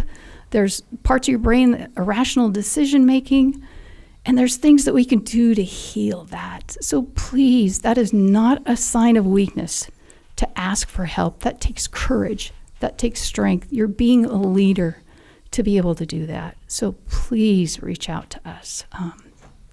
My husband committed suicide 28 years ago. So that's another thing that we've lived through that gives us the ability. You're not going to say anything that's going to freak me out or scare me or cause me to act irrationally. I'm going to be there to give you hope, to listen to you, to encourage you, and let you know in that healing process where you're at. And we've suffered too many losses, and it's got to stop. It's got to start. A different attitude, you know, at the head shed in our different branches of the military. You know, I tell them, if you lost your leg in combat, you wouldn't be like, oh, I'm good, I got this, I'm fine. No, you'd be like, get a tourniquet, quick. And that's what we need to be doing, and it's not just emotional. There are physical things that are going on. And when you guys notice those differences, you need to say, quick, get a tourniquet, I need help. Yeah, I've had a bunch of friends that have gone through your protocol, and like you said, so it's the hyperbaric chamber. What is it, once a day, twice a day? Once a day is the preferred, so 40 consecutive treatments. The therapy does build on the oxygen from the first treatment. The second treatment builds on that, has a greater impact. So it does need to be 40 consecutive. Sometimes we can't get time. If guys are still contracting and they're still going overseas and stuff, they can't do that. Then it's like 2 times a day, but 4 hours apart or something like that. There's a certain protocol. There has to be 4 hours in between so they don't risk oxygen toxicity, but it's so safe. There's not any, it's like you read the prescription bottles for a lot of the medications that our veterans are taking, and 2/3 of them say may cause suicidal tendency. I'm not a doctor. I've never played one on TV, but that makes no sense to me. Why? Even if it were a small chance, if they're already depressed and discouraged, why would we give them something that could be a side effect? And the impact, we had one of our veterans who was on 53 prescription drugs at the same time. Your kidney and your liver is not designed to process that. How can that be even freaking That should be legal? malpractice. Yeah, that just makes no sense to me either. And half the time, one prescription they're giving you is to relieve the symptom from the other prescription. It's like, oh my goodness. But yeah. So it's the hyperbaric chamber, it's the hormones, it's the vitamin therapy. It's working out, eating good. Yes. Not, stop freaking drinking. Yes. There are things that you need to do to be responsible for this. And I get it. We're such a world that we put something in the microwave for a minute, we get frustrated because it's not done cooking. We want a one step, take this pill, do this treatment, and I'm healed, I'm good to go. And they don't want to assume responsibility. The things that you're doing, we've also done SPECT scans on people that are drinking and compared that to a TBI. And the alcohol is just as bad as the blast wave exposure that's damaged your brain. Same thing with the marijuana, the illegal drugs. Stop already. Do you really want to get well? Like I said, I get why you want to mask the symptoms, but you're only making it worse. And so you need to do those things. You need to be working out regularly. There's a feel-good endorphin. I wrote something about a year and a half ago that it was probably going to be published. And I'm like, okay, I can't just put in there, it's a feel-good endorphin. So I researched it to see what that endorphin was called. Well, it's just called an endorphin, but it said it can have the same impact as morphine. I'm like, holy cow, no wonder we feel so good when we do an intense workout. For your brain health, the most effective way to eat is the high protein, low carb, and so make those choices, do those things that are not damaging your cells, not destroying more than you already have. And so many of you guys and gals have been fighters. It's a different battle now, and you still have to know the enemy. You have to know the tactics. You have to put on your full armor every day. I can guarantee, Jocko, you never went out in combat. We're like, I don't think I need my weapon today. I'll be good. No, that's crazy. You didn't say, I'm not taking grenades with me today, or I'm not taking my water. That's, extra weight. I'll be good. No, you put your full kit on, and you were prepared for plan A, B, C, D, however far you needed to go. You probably even put an extra grenade in there just to be ready, but you knew the enemy. You knew the tactics. And, there's a component of spiritual battle that's going on here, too. And so you have to know that enemy. You need to put on your gear every day and be prepared. And then the self-talk that we tell ourselves. I think back to after I went through that divorce, and even though I divorced him, he's like, you're fat, you're ugly, nobody's ever going to love you. And so that tape that played over and over in my brain was, you're unlovable, you're unlovable. Who's going to want a woman with 3 children? And like I said, about when I was 28 and, surrendered everything to Christ, I read a scripture and it says, you're fearfully and wonderfully made. I'm like, wait. That's what Christ says about me. Okay, this other crap's a lie then. And so every time he would try to do that, I'm like, nope, that's not the truth. And now that tape rarely plays because he knows that's not effective on me. But we have to reprogram that self-talk that we tell ourselves, and find something to replace it. You can't just say, I'm going to stop saying that, because you got to have something else to replace that with. And so you find out what that truth is. Whatever you're struggling with, I can guarantee you there's a scripture in the Bible that deals with that. That once you've got that memorized, but you've got to do that warfare. It's a different kind of battle, but it is still a battle. And you're helping people with that battle. Yes. I know I read like a stat on your organization, 96.28% of the funds that you receive go to treatment. Yeah. That's freaking awesome. I am, what my board says politely, very frugal.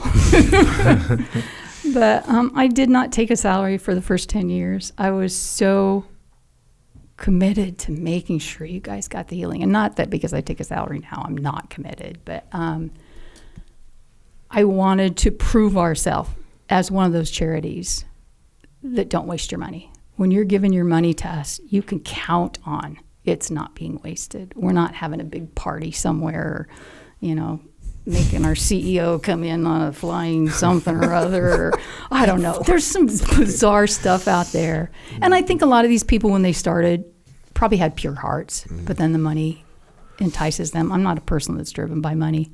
Yeah, we all need money to survive in the world, but that's not why I wake up every day to, My mission is to wake up every day and, get help to our veterans and our Gold Star families. And, yeah, it's been an amazing run, so I'm very frugal how that money is spent. So. Yeah, and we're fortunate. We've got a ton of people that do volunteer. If you've got a skill or a talent that you can give, if you're a CPA, we could use, someone to donate an audit. We've got a lawyer on our board, so that's taken care of. We don't pay legal fees. If you're a graphic design artist or social media, reach out. We need volunteers to help, that are willing to do those things for us as well, so we can continue to make our dollar go so much further. Yeah, and that, again, just going back to the program, which I've had friends go through. I haven't gone through it, but I've had friends go through it. It's helped them so much. It's like, think of the reset that you get by, I don't know if I should use this term, a freaking 40-day vacation where you get to get this awesome treatment, you get good food, you got stress removed from your life. It's like a reset on people's minds. Then it's the aspect of the oxygen, pressurized oxygen therapy that you're getting to get that oxygen into places in your brain that hasn't had it for a while. It's like a legitimate reset for people, and it's so helpful for them. And it is expensive because you're sending people, you have to pay for their food, for their where they're going to live. They stay in a hotel or whatever for this extended period of time for 40 days. But that's what you need to do. Right. If you've bounced off the track, you can't just get back on the track in a day or 2 days. Yeah. You need to take a serious reset time and get it back together, and that's what you're doing. It's a commitment. And we do have, we work with facilities all over the United States. So sometimes there's a clinic near you and you don't have to go away for the 40 days, but you do have to then arrange your schedule. So if you're going in at 7 o'clock in the morning and it's a half an hour to drive to get there, it's going to be a couple hours out of your day, but it is so worth that commitment for the life change that happens. The battle. You are like the Pentagon of the battle. You're running things. That's how you do it. That's what you do. You do it for others, just like Marc. Like Marc. What else? Are we up to date? Are we caught up? Is that what we're doing? Is that where we're at right now? Maybe. I'm trying to think if there's anything else. Again, just a reminder that if you need help, we are here. There's no excuse. Pick up the phone. We don't tell people who we're taking care of. Your information doesn't go anywhere. We don't report it to your commands. We're here to help. Obviously, we've already had a huge outpouring. So if you're someone that can help support a veteran, if you're a corporation, you can do, a nice charity or donation to our charity. If you can organize a fundraiser, we need the money to come in to be able to continue to take care of these guys. I'll tell you what, I'm not going to be a happy camper if we ever got to a place where someone who was struggling to reach out calls finally, and I have to say, I'm sorry, we don't have any money to be able to do that for you.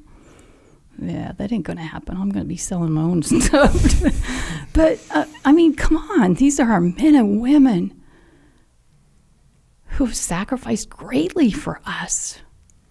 And I feel like we do a terrible job as a nation getting your health restored to you. You know, especially in our community, you get the best training, you get the best equipment, you get the best missions, and then you come home and you get out, and I feel like it's that leaving a man behind. You know, like, bye, see ya, thanks. You know, we're getting better, we're improving on some things, but not at all where it should be. The VA, and I know there are some good VAs, but they should be disgraceful, you know, for the lack of the care and the time that our veterans have to wait. And again, I'm not going to sit around and wait and say, well, they should do. No, let's go. Mm-hmm. You know, Mark's final words as he got ready to go up the stairs that day were on me. Which you guys know what he was saying. He's like, I got the lead on this. You guys follow me. I can't do it alone. Let's go together as a team. And that's what it is, you know, and that's my challenge. I'm saying, on me, come on, people, let's go. Whether you need help and you need to reach out and ask for help, whether you can help support us, whether you can donate, you know, monthly, whether you can donate a service, it's a team. This doesn't just happen because Debbie does it every day. You know, and I'm blessed, Jocko, by you guys who faithfully do the match when we do the muster, you know, and on average we'll raise $30,000, $40,000 at a muster. And, you know, the different clients that you've worked with, you spread the word, you know, so thank you for the impact that you guys have made and continue to make, you know. But most of all, thank you for being Marc's brothers and, you know, that I'm blessed to be Momma Lee and, you know, have you guys in as part of the family, and so grateful. Well, like you said, I mean, Marc is just still taking care of his teammates, still giving. Yeah. You know, it's like you think Marc has given everything. He's not. He's still finding more to give, still saving guys, still helping his teammates, and that's what it's all about. And again, it's a choice. No matter what you're facing, whether, you know, I had no choice the news that was given to me on August 2nd. I could have stuffed my fingers in my ear. I could have refused to go home, talk to the KCO officer. But that wanted to change the fact that Marc was gone. And oftentimes in life, we're faced with financial, health, relationship issues, where maybe we don't have a choice. Maybe some of them are self-inflicted like some of mine were. But we do have a choice how we respond. And to curl up in a ball and feel sorry for yourself or blame it on somebody else isn't going to change it. You got to get up, you got to make a choice, and you got to move forward. And I think a big part of some of the struggles that I've seen our men and women is the shame issue. You know, let go of that shame, let go of that guilt. If there is something you're involved in, ask for forgiveness. And then let it go. Don't keep picking it up and carrying it on.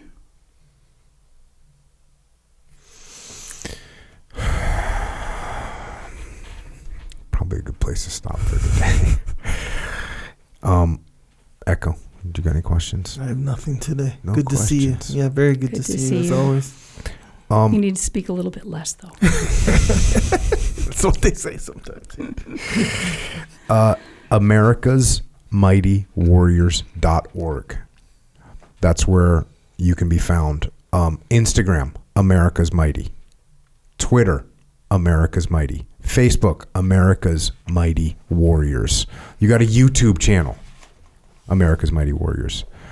So, yeah, I think one of those movies, I don't know, one of the YouTubes is you, Jocko, when we did the On Me 20. Oh, yeah, that's right. We did at that the beginning of COVID. Right? Yep, and we did 20 podcasts 20 days in a row. Whew, I won't do that again, but it's a lot different when you're on it versus when you're organizing it and planning it and promoting it. But there's some great wisdom. We had so many great guys come on there. So, yes, we have a YouTube channel. Anything else, Momma Lee, for us? Let's go get some. We're definitely going to go get some. Thanks so much for joining us today. I know I didn't have you on here for a long time, and I was super not ready to have you on here. And, you know, the way things happened, George Mansour, you know, they had that book come out, and, you know, we were talking, and I was like, you know, come on the podcast. And as soon as I got done, we're recording with him, I sent you a text. And I said, I just had George Mansour on the podcast. He's like, I can do this. And that means, and I got forced into that one, you know, I got forced into that one.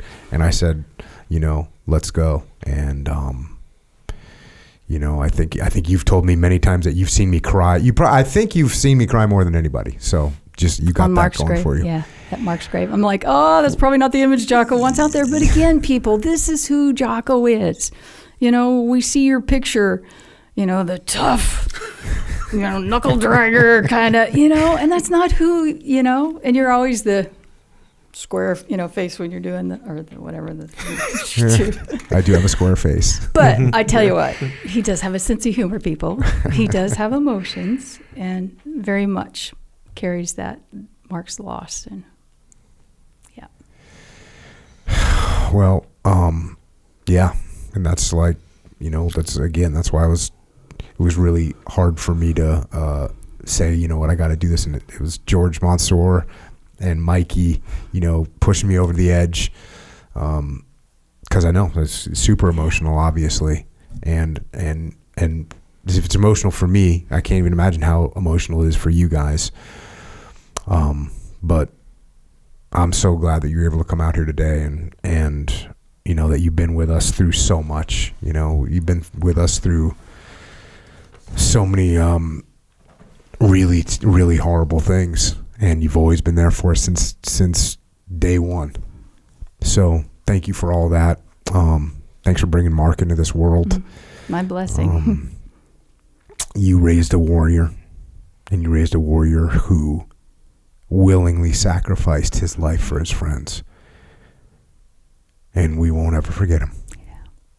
Yeah. And thank you for all of that. Thank you for what you're continuing to do now. Supporting all our veterans, supporting all our veteran families. Your strength is absolutely incredible. It's absolutely incredible. And the work that you're doing is impacting the lives of countless people that I personally know. And all of that stems from the mark that you made. Yes. Yeah, he made his mark. I was like, and I made my mark. But yes. And again, everybody else can make their mark. You're halfway through the deployment. Get your butts up and make a difference. That's what it is. Thank you, Momma Lee. Thank you. Love ya. And with that, Momma Lee has left the building.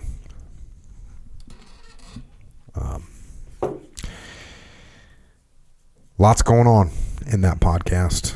And, you know, Momma Lee and I talked for a long time before it, a long time after it.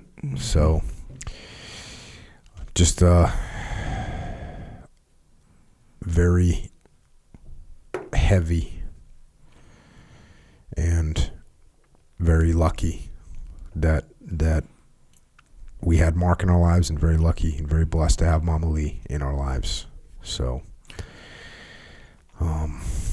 you know, as she said, we need to live a good life, live a life to honor them, which means we need to go get after it. Mm-hmm. It's interesting because I know Mom, I'm trying to think when the first time I met her was. Probably at a muster, yeah. But I feel like I've known her for so long. I see her mostly at the musters and events or whatever. And it's so interesting how you immediately understand why everyone calls her Momma Lee. Mm-hmm. She's kind of like your, you know, the kind where she's just so happy to see everyone, you know. And at first I was like, oh, you know, I must have made an impression on her. She's so nice to me, you know, kind of a thing. But it's like, oh yeah, she's just like that. She's nice to everybody. So Momma Lee. Yeah. So it's this all makes sense. The way she like supports all this stuff, all the veterans so passionately, you know, just all. And actually kind of, she made a good point, man, with the charities or whatever, where it's like, oh yeah, she kind of mentioned it quick when she's like, oh, I'm sure their heart's in the right place at first, but when the money starts coming in, then they'll like have a party that's a little bit more lavish or whatever. but her like the way like what she focuses on is like so far from that.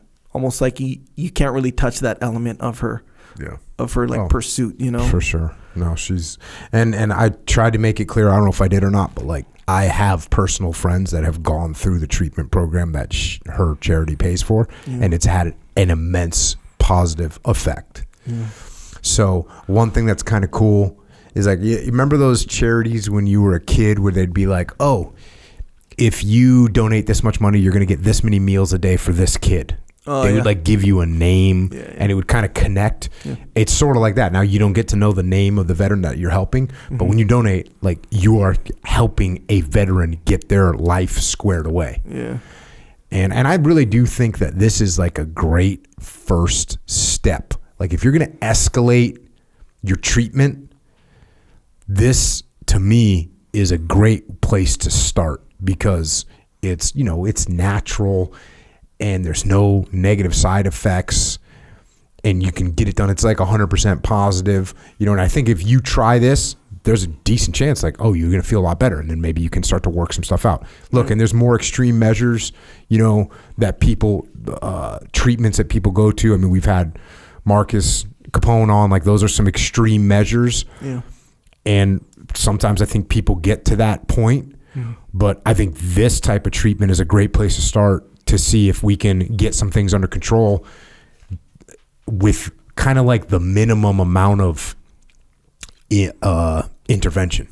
You know what I'm saying? Oh yeah, fully. And then it always like real quick, like before you get surgery on your knee, you do rehab first. Before you get surgery on your back, you try stretching, you try yoga, you try some injections, you try other things, and then eventually they go, okay, look, man, you got a real issue that can't be solved through this stuff. So I think this is sort of the first, maybe it's the second step. Because at first, look, man, just quit drinking, eat healthy, work out, like see how you feel then. Yeah, that makes sense. Then, okay, that doesn't work. Okay, now we're going to try a hyperbaric chamber.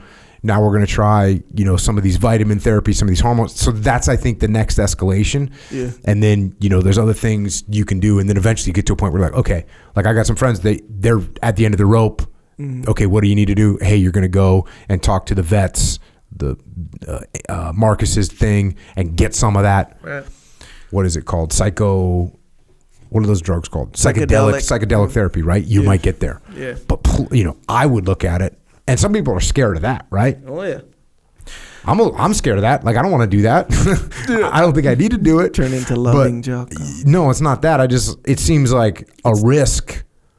You start putting things in your system, maybe you open something up you don't want to open up, right? So that seems like a risk to me. This is low risk, high reward. Yeah. So again, like I know people, Marcus is a great example of that, right? Yeah. So that you can get there. And then if you get there, it's like, okay, I get it. Mm-hmm. But this stuff as an initial start, why not give this a try? See if you can get some problems under control and maybe you turn out all right. And that's what I think what's great about what Momma Lee's doing. Just like I said, it's a 40-day, I hate to call it a vacation, but it's kind of like a 40-day vacation. Mm-hmm. And you get perfect food, you get, to work out, and you get this awesome oxygen treatment.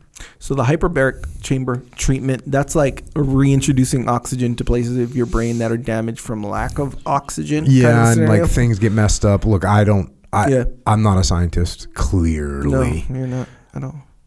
There's a bunch of, what is it called? Literature about how these things help out. Right. Yeah, so consider that, right, where if you have something physically damaged on your brain and that's causing this very specific behavior or whatever, like going to some other treatment that doesn't address the physical injury doesn't seem like, I don't know, like you, I'm not a scientist, but that part still makes sense, where like if you're in a spiraling thought pattern, that's different than if your brain is physically damaged. Yeah. Like, like you get, you hear we know football players where like they had literally said, hey, I'm going to commit suicide. I'm not going to shoot myself in the head because I want you to study my brain. Like there's something Junior wrong. Seau. Yeah. Did you know Junior Seau personally? Yeah.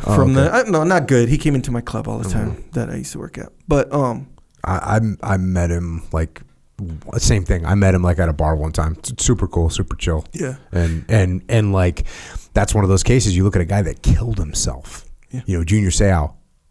The guy is one of the most beloved athletes in San Diego history. Probably, and if you're going to be a beloved athlete in a city, San Diego's a great city to be a beloved athlete in, because San Diego is just a cool place. Yeah. You know, there's a lot of fun things to do, and you go out in San Diego, it's not overwhelming. Like, let's say you're Michael Jordan in Chicago. Yeah. Sure, you're beloved, but you're almost getting mobbed, right? Yeah. There's a level of chill in San Diego that if you're Junior Seau, you're going out in San Diego, you're like having a good time. Yeah. Like, I've been out, like you're saying, Junior Seau would go to your club, go to your bar. Yeah. I've been in bars like bars that are where a bunch of SEALs would go, and like Junior Seau's in there, he's not getting mobbed. He's just having a beer or whatever. Yeah. I don't think there's a lot of cities where that's the same. Yeah. You know. Feels like so if you're gonna be, you're Junior Seau, you're playing in the NFL, you got basically unlimited money, right? You live in a great city. You're famous in the city. You're beloved in the city, because there's also athletes that are in a city, but they don't like them because whatever, they came from a different team or whatever. Yeah. He's like beloved in San Diego. We're down for Junior Seau. Yeah, and you take a guy like that and he kills himself. I mean, just horrible. But more telling, saying straight up, hey, there's something wrong. Yeah. Like, this is how much I think something wrong. You know. So anyway, the point there is where that's not a spiraling thought pattern that's just, getting in the way of his like family life, his health, causing him to like, hey, maybe drinking will kind of alleviate these thoughts and keeping him up at night or whatever. Those are like, and that in and of itself can jam you up big time, regardless of where it comes from, can jam you up big time. But it is different than if you have straight up damage to your brain. Yeah. So the treatment's going to be different. Yeah.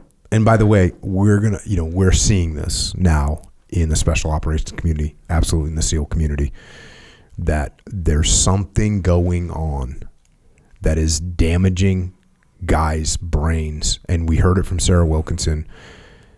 Her husband, Chad, was not the same guy that she married. And it's not like, oh, he's been through some stuff and he's got a different attitude about such and such. No, he's a different person. And we're seeing that. And look, sometimes being a different person, maybe it means I have a worse temper, or sometimes being a different person means I'm more focused on something else now, right? There's a different level of like, hey, he's a different person now. But occasionally, and that's what we're seeing in the SEAL teams, and it's freaking awful, you've got guys that are getting into these mental places that they absolutely no one expects them to be in. And you can't. The equivalent of Junior Seau, beloved SEALs, everybody loves them. They have a great career. They're respected by everybody. They're in a great position, and we're seeing that outcome. And so like you're talking about, when there's some kind of physical issue with the brain, and I don't know what it is, obviously, and actually, unfortunately, no one really knows what it is. Yeah. They haven't been able to say, oh, yes, this is what happened to Junior Seau's brain. Here's the impact. Here's the nerves that got rattled. Here's the reconnections that got made. Here's the shortfalls that happened. No one said that yet. No one said that about SEALs that have taken their own lives. Oh, okay, here's the thing. Here's what they went through. Here's what we needed to stop it. No one's saying that. But one thing that's happening right now is people are saying, hey, we can't do this anymore. We need to identify. We identify the symptom. That is, guys are killing themselves. We got to figure out what's causing it, and then figure out how to get that under control. I mean, it's absolutely horrific to see this happening. So I think what Momma Lee is doing, this intervention with, and like I said, I've seen the impact that it's had on guys, and she's just continuing to get out there and make this happen. And, as we talked about, this is Marc Lee. Like I said, this is a guy that you think he's given everything, but he's still trying to take care of his teammates. Bro, I love looking at stuff like that, like how she would say it, and obviously Momma Lee's a very spiritual person. But the idea of like, you know, like you have this war, right? You have the bad guys against the good guys, and the bad guy takes out a good guy. Oh, but did he take out that good guy? Not really, because the very taking out that good guy kind of spread all this other good, this other goodness. So it kind of went beyond the grave kind of stuff. For and sure. Literally, that's true. Like, literally, actually, factually true. And I thought about that too when Ryan Mannion was on. I was because she said it. She was like, hey, she was like, hey, in a way, it was a blessing because I would have never done this and this and this if this terrible thing didn't happen. And I was like, oh, that's crazy. That's kind of true. Or it is true, straight up. 100% true. But, at the same time, it doesn't change the fact that it's like a tragic loss or whatever, but it's like it spawned, like that sacrifice like spawned so many other good things that literally wouldn't have happened, wouldn't have got spawned. Yeah. It's crazy. Mark continues to give beyond the grave. Yep. And it's, I wish I could do his personality justice. Yeah. Because it's just one of a kind, So that's what we're doing. We're trying to live. We're trying to live good lives. Yep. In order to do that, you need some good fuel, to be honest with you. Good fuel. Jocko fuel. Yep. Yeah. You need supplements, good supplements with integrity. Yep. 100%. Jocko fuel. Got some protein called milk. Ready to drink too, by the way. Yeah. If you didn't know. So, you don't got to mix if you don't want to. I just pounded one. Yeah, I pounded one on the way over. Look, the chocolate one. Look, the chocolate one is just straight delicious. Sir. The vanilla is also delicious. Got to give it up for Keegan. Keegan Roberts came up with the perfect description. The vanilla is like melted ice cream. Yeah. And bananas. The bananas. Yeah. So you know why? Because normally you don't go chocolate, vanilla, banana, right? That's not normal. Right. What's normal? Strawberry? Maybe strawberry, right? Sure. Yeah. You know why you go banana? Because the banana was so freaking good. Oh, yeah. You chose that one. Just start making this banana one. Ready to drink milk. Get that stuff. Yep. Make it happen. Yep. Don't forget about your joints. Big deal. Mm-hmm. Because once they go, don't matter how much protein you get, your joints don't move. Yeah. Well, it always matters how much protein you get. Support your muscles with protein. Support your joints with joint warfare. Yep, it's true. Super krill oil in there. Vitamin D3 in there. Cold war. Immunity. Important as well. Especially nowadays. Actually, not even especially nowadays. All the time. Community. Yeah. We're making the best possible products we can. If you go to Wawa, get yourself some drinks. If you go to Vitamin Shop, you can get everything at Vitamin Shop. You can get it. Stuff should be at the military commissaries. I had somebody reach out the other day and say, wasn't there a military commissary? Go tell the manager. Be a Karen. Be like, hey, there's no Jocko fuel here. No, I'm just kidding. Don't be a Karen, but maybe in a respectful way say, hey, can we get some Jocko fuel up in this piece? Yeah. Hannaford, Dash stores. And look, I got the same message about Hannaford, HEB, Murphy's, Meyer. Any of these stores, if they don't have Jocko fuel in stock, let them know. Be like, hey, we're looking for that Jocko fuel. Where's it at? That way they can, help us get the logistics squared away, get more stuff sent to them. So there you go. Or you go to jockofuel.com and you can get all the stuff as well. Order it, make it happen.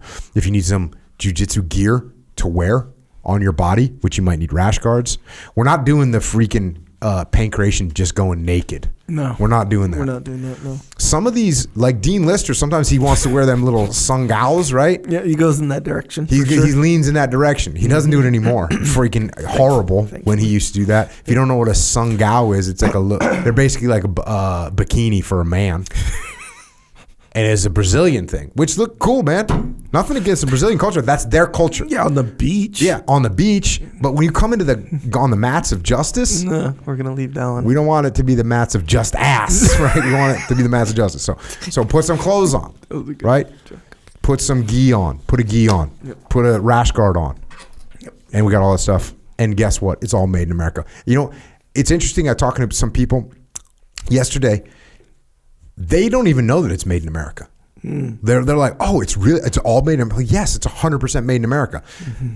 That's what makes it awesome. Mm-hmm. Look, if we were making it overseas and it was as good, high quality as it, that'd be cool. Yeah, cool. But the next level is made in America. So originusa.com. By the way, we're starting to backfill all that hunt gear. So if you needed hunt gear, get on there, order yourself some hunt gear. I know. Listen, might seem like, hunt season is not for another few months. As you know, hunt season sneaks up on you. And you're like, dude, I haven't been shooting enough. It's going to sneak up on you. Get your hunt gear. OriginUSA.com. Made in America. Yep, it's true. Also, Jocko's store called Jocko Stores, where you can get your Discipline Equals Freedom shirts and hats and hoodies and stuff. Good. Represent on the path. Hey, we're on the path. You guys got this, or we have the reset. Yep. Jocko Reset. That's a path. It's a a program for. It's kind of. Is that a competition? Would you call it a competition? I'd say. You know what I would say it is? What? It's a reset. Yeah. That's what it's called. That's what it is. Discipline Equals Freedom Reset. Get yourself back on the path. And it's amazing. I said this a long time. I think I said it to Jordan Peterson a long time ago. Sure. JP. Like, you fix one thing. Like you said, if you write down what you're supposed to do tomorrow, tonight, and you do it, that's awesome. And you had a good day and you made progress in your life. Now imagine if you did that for a week. Now imagine if you did that for a month. Now imagine if you did that for a year. Now imagine if you did that for 5 years. Where would you be if you actually did what you were supposed to do? That's what the reset's about. Okay. So it's in TheDefReset.com. Oh, that's where it's all outlined. Boom, yeah. So if you want to represent, well, you're on this path. Yeah, speaking of the boom, path. JockoStore.com. Also, we have a thing called the Shirt Locker. It's a subscription scenario. Get a new shirt every month. Different designs. People seem to like that one. But yeah, check that one out. I like the most recent one. The no free dopamine. No free dopamine. That's part of the Look, reset, man. Hey, if you're wearing a no free dopamine shirt and you're holding your phone in your hand and you're scrolling, you can't do it. Yeah. You can't do it. You'll be like, hey, you're gonna put that away. Yep. You know it's free dopamine. Yeah, exactly right. You know it's free dopamine. Yeah. So get away from that. There you go. That's the Shirt Locker. Don't forget to subscribe to the podcast. Don't forget we got Jocko Underground. We've been releasing a bunch of those, putting out word, little additional information. Answering questions. If you have questions, by the way, you need to add more questions to the doc. We're almost out. So when you guys email those questions, then we upload them to the doc and we answer them. So there you go. Check that out. JockoUnderground.com. Don't forget we got a YouTube channel. Don't forget about Origin USA YouTube channel. Don't forget about Psychological Warfare. Don't forget about Flipside Canvas. Dakota Meyer making cool stuff to hang on your wall. Don't forget about books. And by the way, if you want to get books, you can get any book that Debbie Lee, Momma Lee, has either helped write or she's been a part of in any way. She sells them on her website. A lot of times they're signed. So if you want to get books, you can get it through her website, americasmightywarriors.org, and you go to store and you can buy some of the books there. Look, a bunch of books. You guys know my books. Oh, Only Cry for the Living, Holly McKay. Unbelievable book. That's from Jocko Publishing. Final Spin. There's news on Final Spin. News. Yeah, we're keeping it on the DL. Yeah, there's the cool things. Very cool things, we'll say. Very cool things are happening with Final Spin. So that's pretty awesome. I look forward to talking more about that and as we go through that process. By the way, Way of the Warrior Kid 5 is out. Way of the Warrior Kid 5 is out. You may not have known that. I didn't do a great job of promoting it.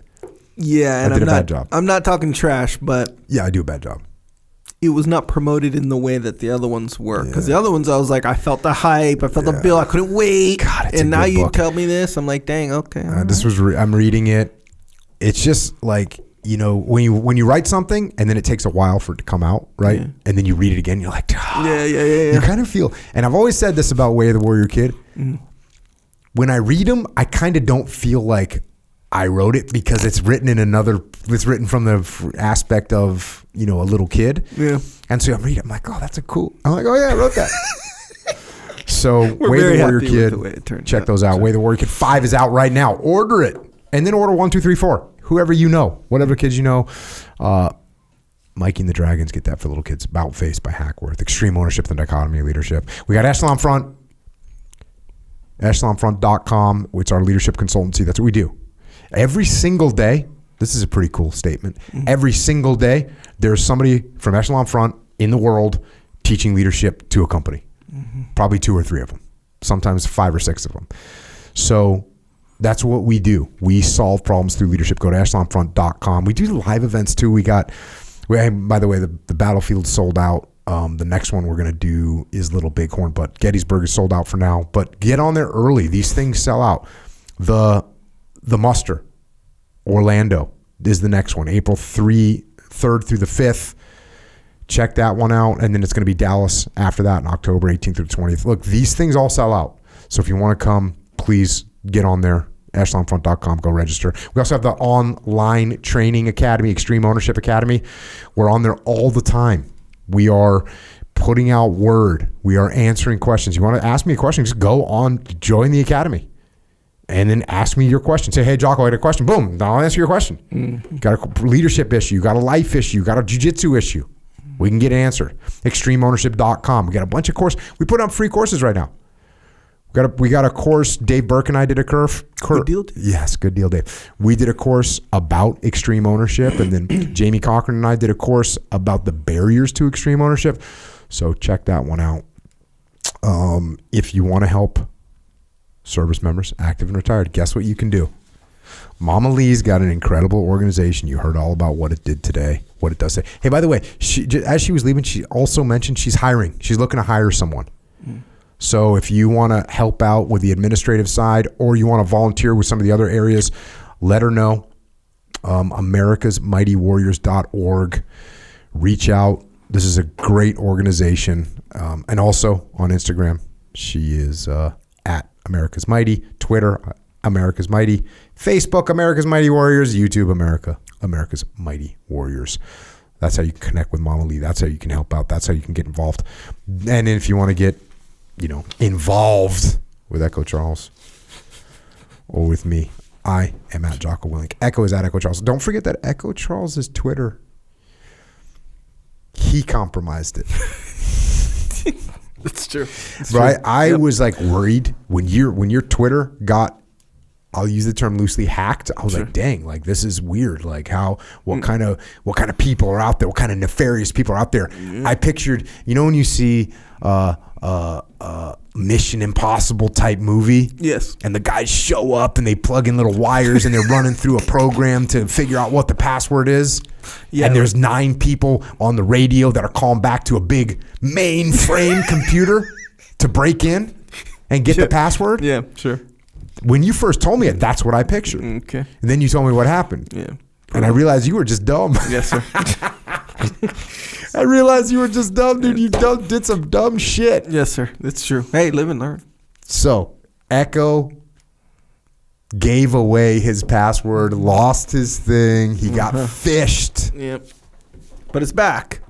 Totally back. We're back. So, yeah, if you want to reconnect, hey, I'm down. I'm in. Echo Charles, he now has 19 followers on Twitter. Yep. How many did you used to have? I appreciate every single one of them. Did you know what you used to have? Yeah. 50,000? Did you have 50,000? No, I think it was like 70, I think. 70,000? Look at that. Sure. They're all wondering where 71? I don't know. Yeah. We should have made up a better story, Hey, that's real, You should have said, I left Twitter because of whatever. Oh, my political views. Political views. Or something like this. Yeah. Yeah, there you go. So there you go. That's where you can get in touch with us. And thanks once again to Momma Lee for everything. We could never have asked for a better teammate in your son. We could have never asked for a better supporter, and we could have never asked for a better second mom for so many of us. So thank you, Momma Lee. And thanks to all the military personnel out there, and especially a thanks to the military families, all of you. You sacrifice so much for our country when you support your military service member. So thank you, and then a solemn thanks for the Gold Star families. We are forever indebted to what you have given to us. And also thanks to our police and law enforcement, our firefighters, paramedics, EMTs, dispatchers, correctional officers, border patrol, Secret Service, all the first responders out there, and your families as well. You all keep us safe, but you're able to do your job thanks to the support and sacrifice of your families. So thanks to our first responders, and thanks to your families as well. And to everybody else out there, let's think about Marc Lee. Let's think about his last letter home. And think about that, for him to be in combat, to be in danger on a daily basis. And what he says in that letter is he asks us to pass on the kindness, the love, the precious gift of human life. What he wanted us to do was help each other. What he wanted us to do was commit more random acts of kindness. What he wanted us to do was take less and give more. And that's coming from a man who gave everything he had. So let's give more. Let's do better. Let's be better. For Mark. And until next time, this is Echo and Jocko out.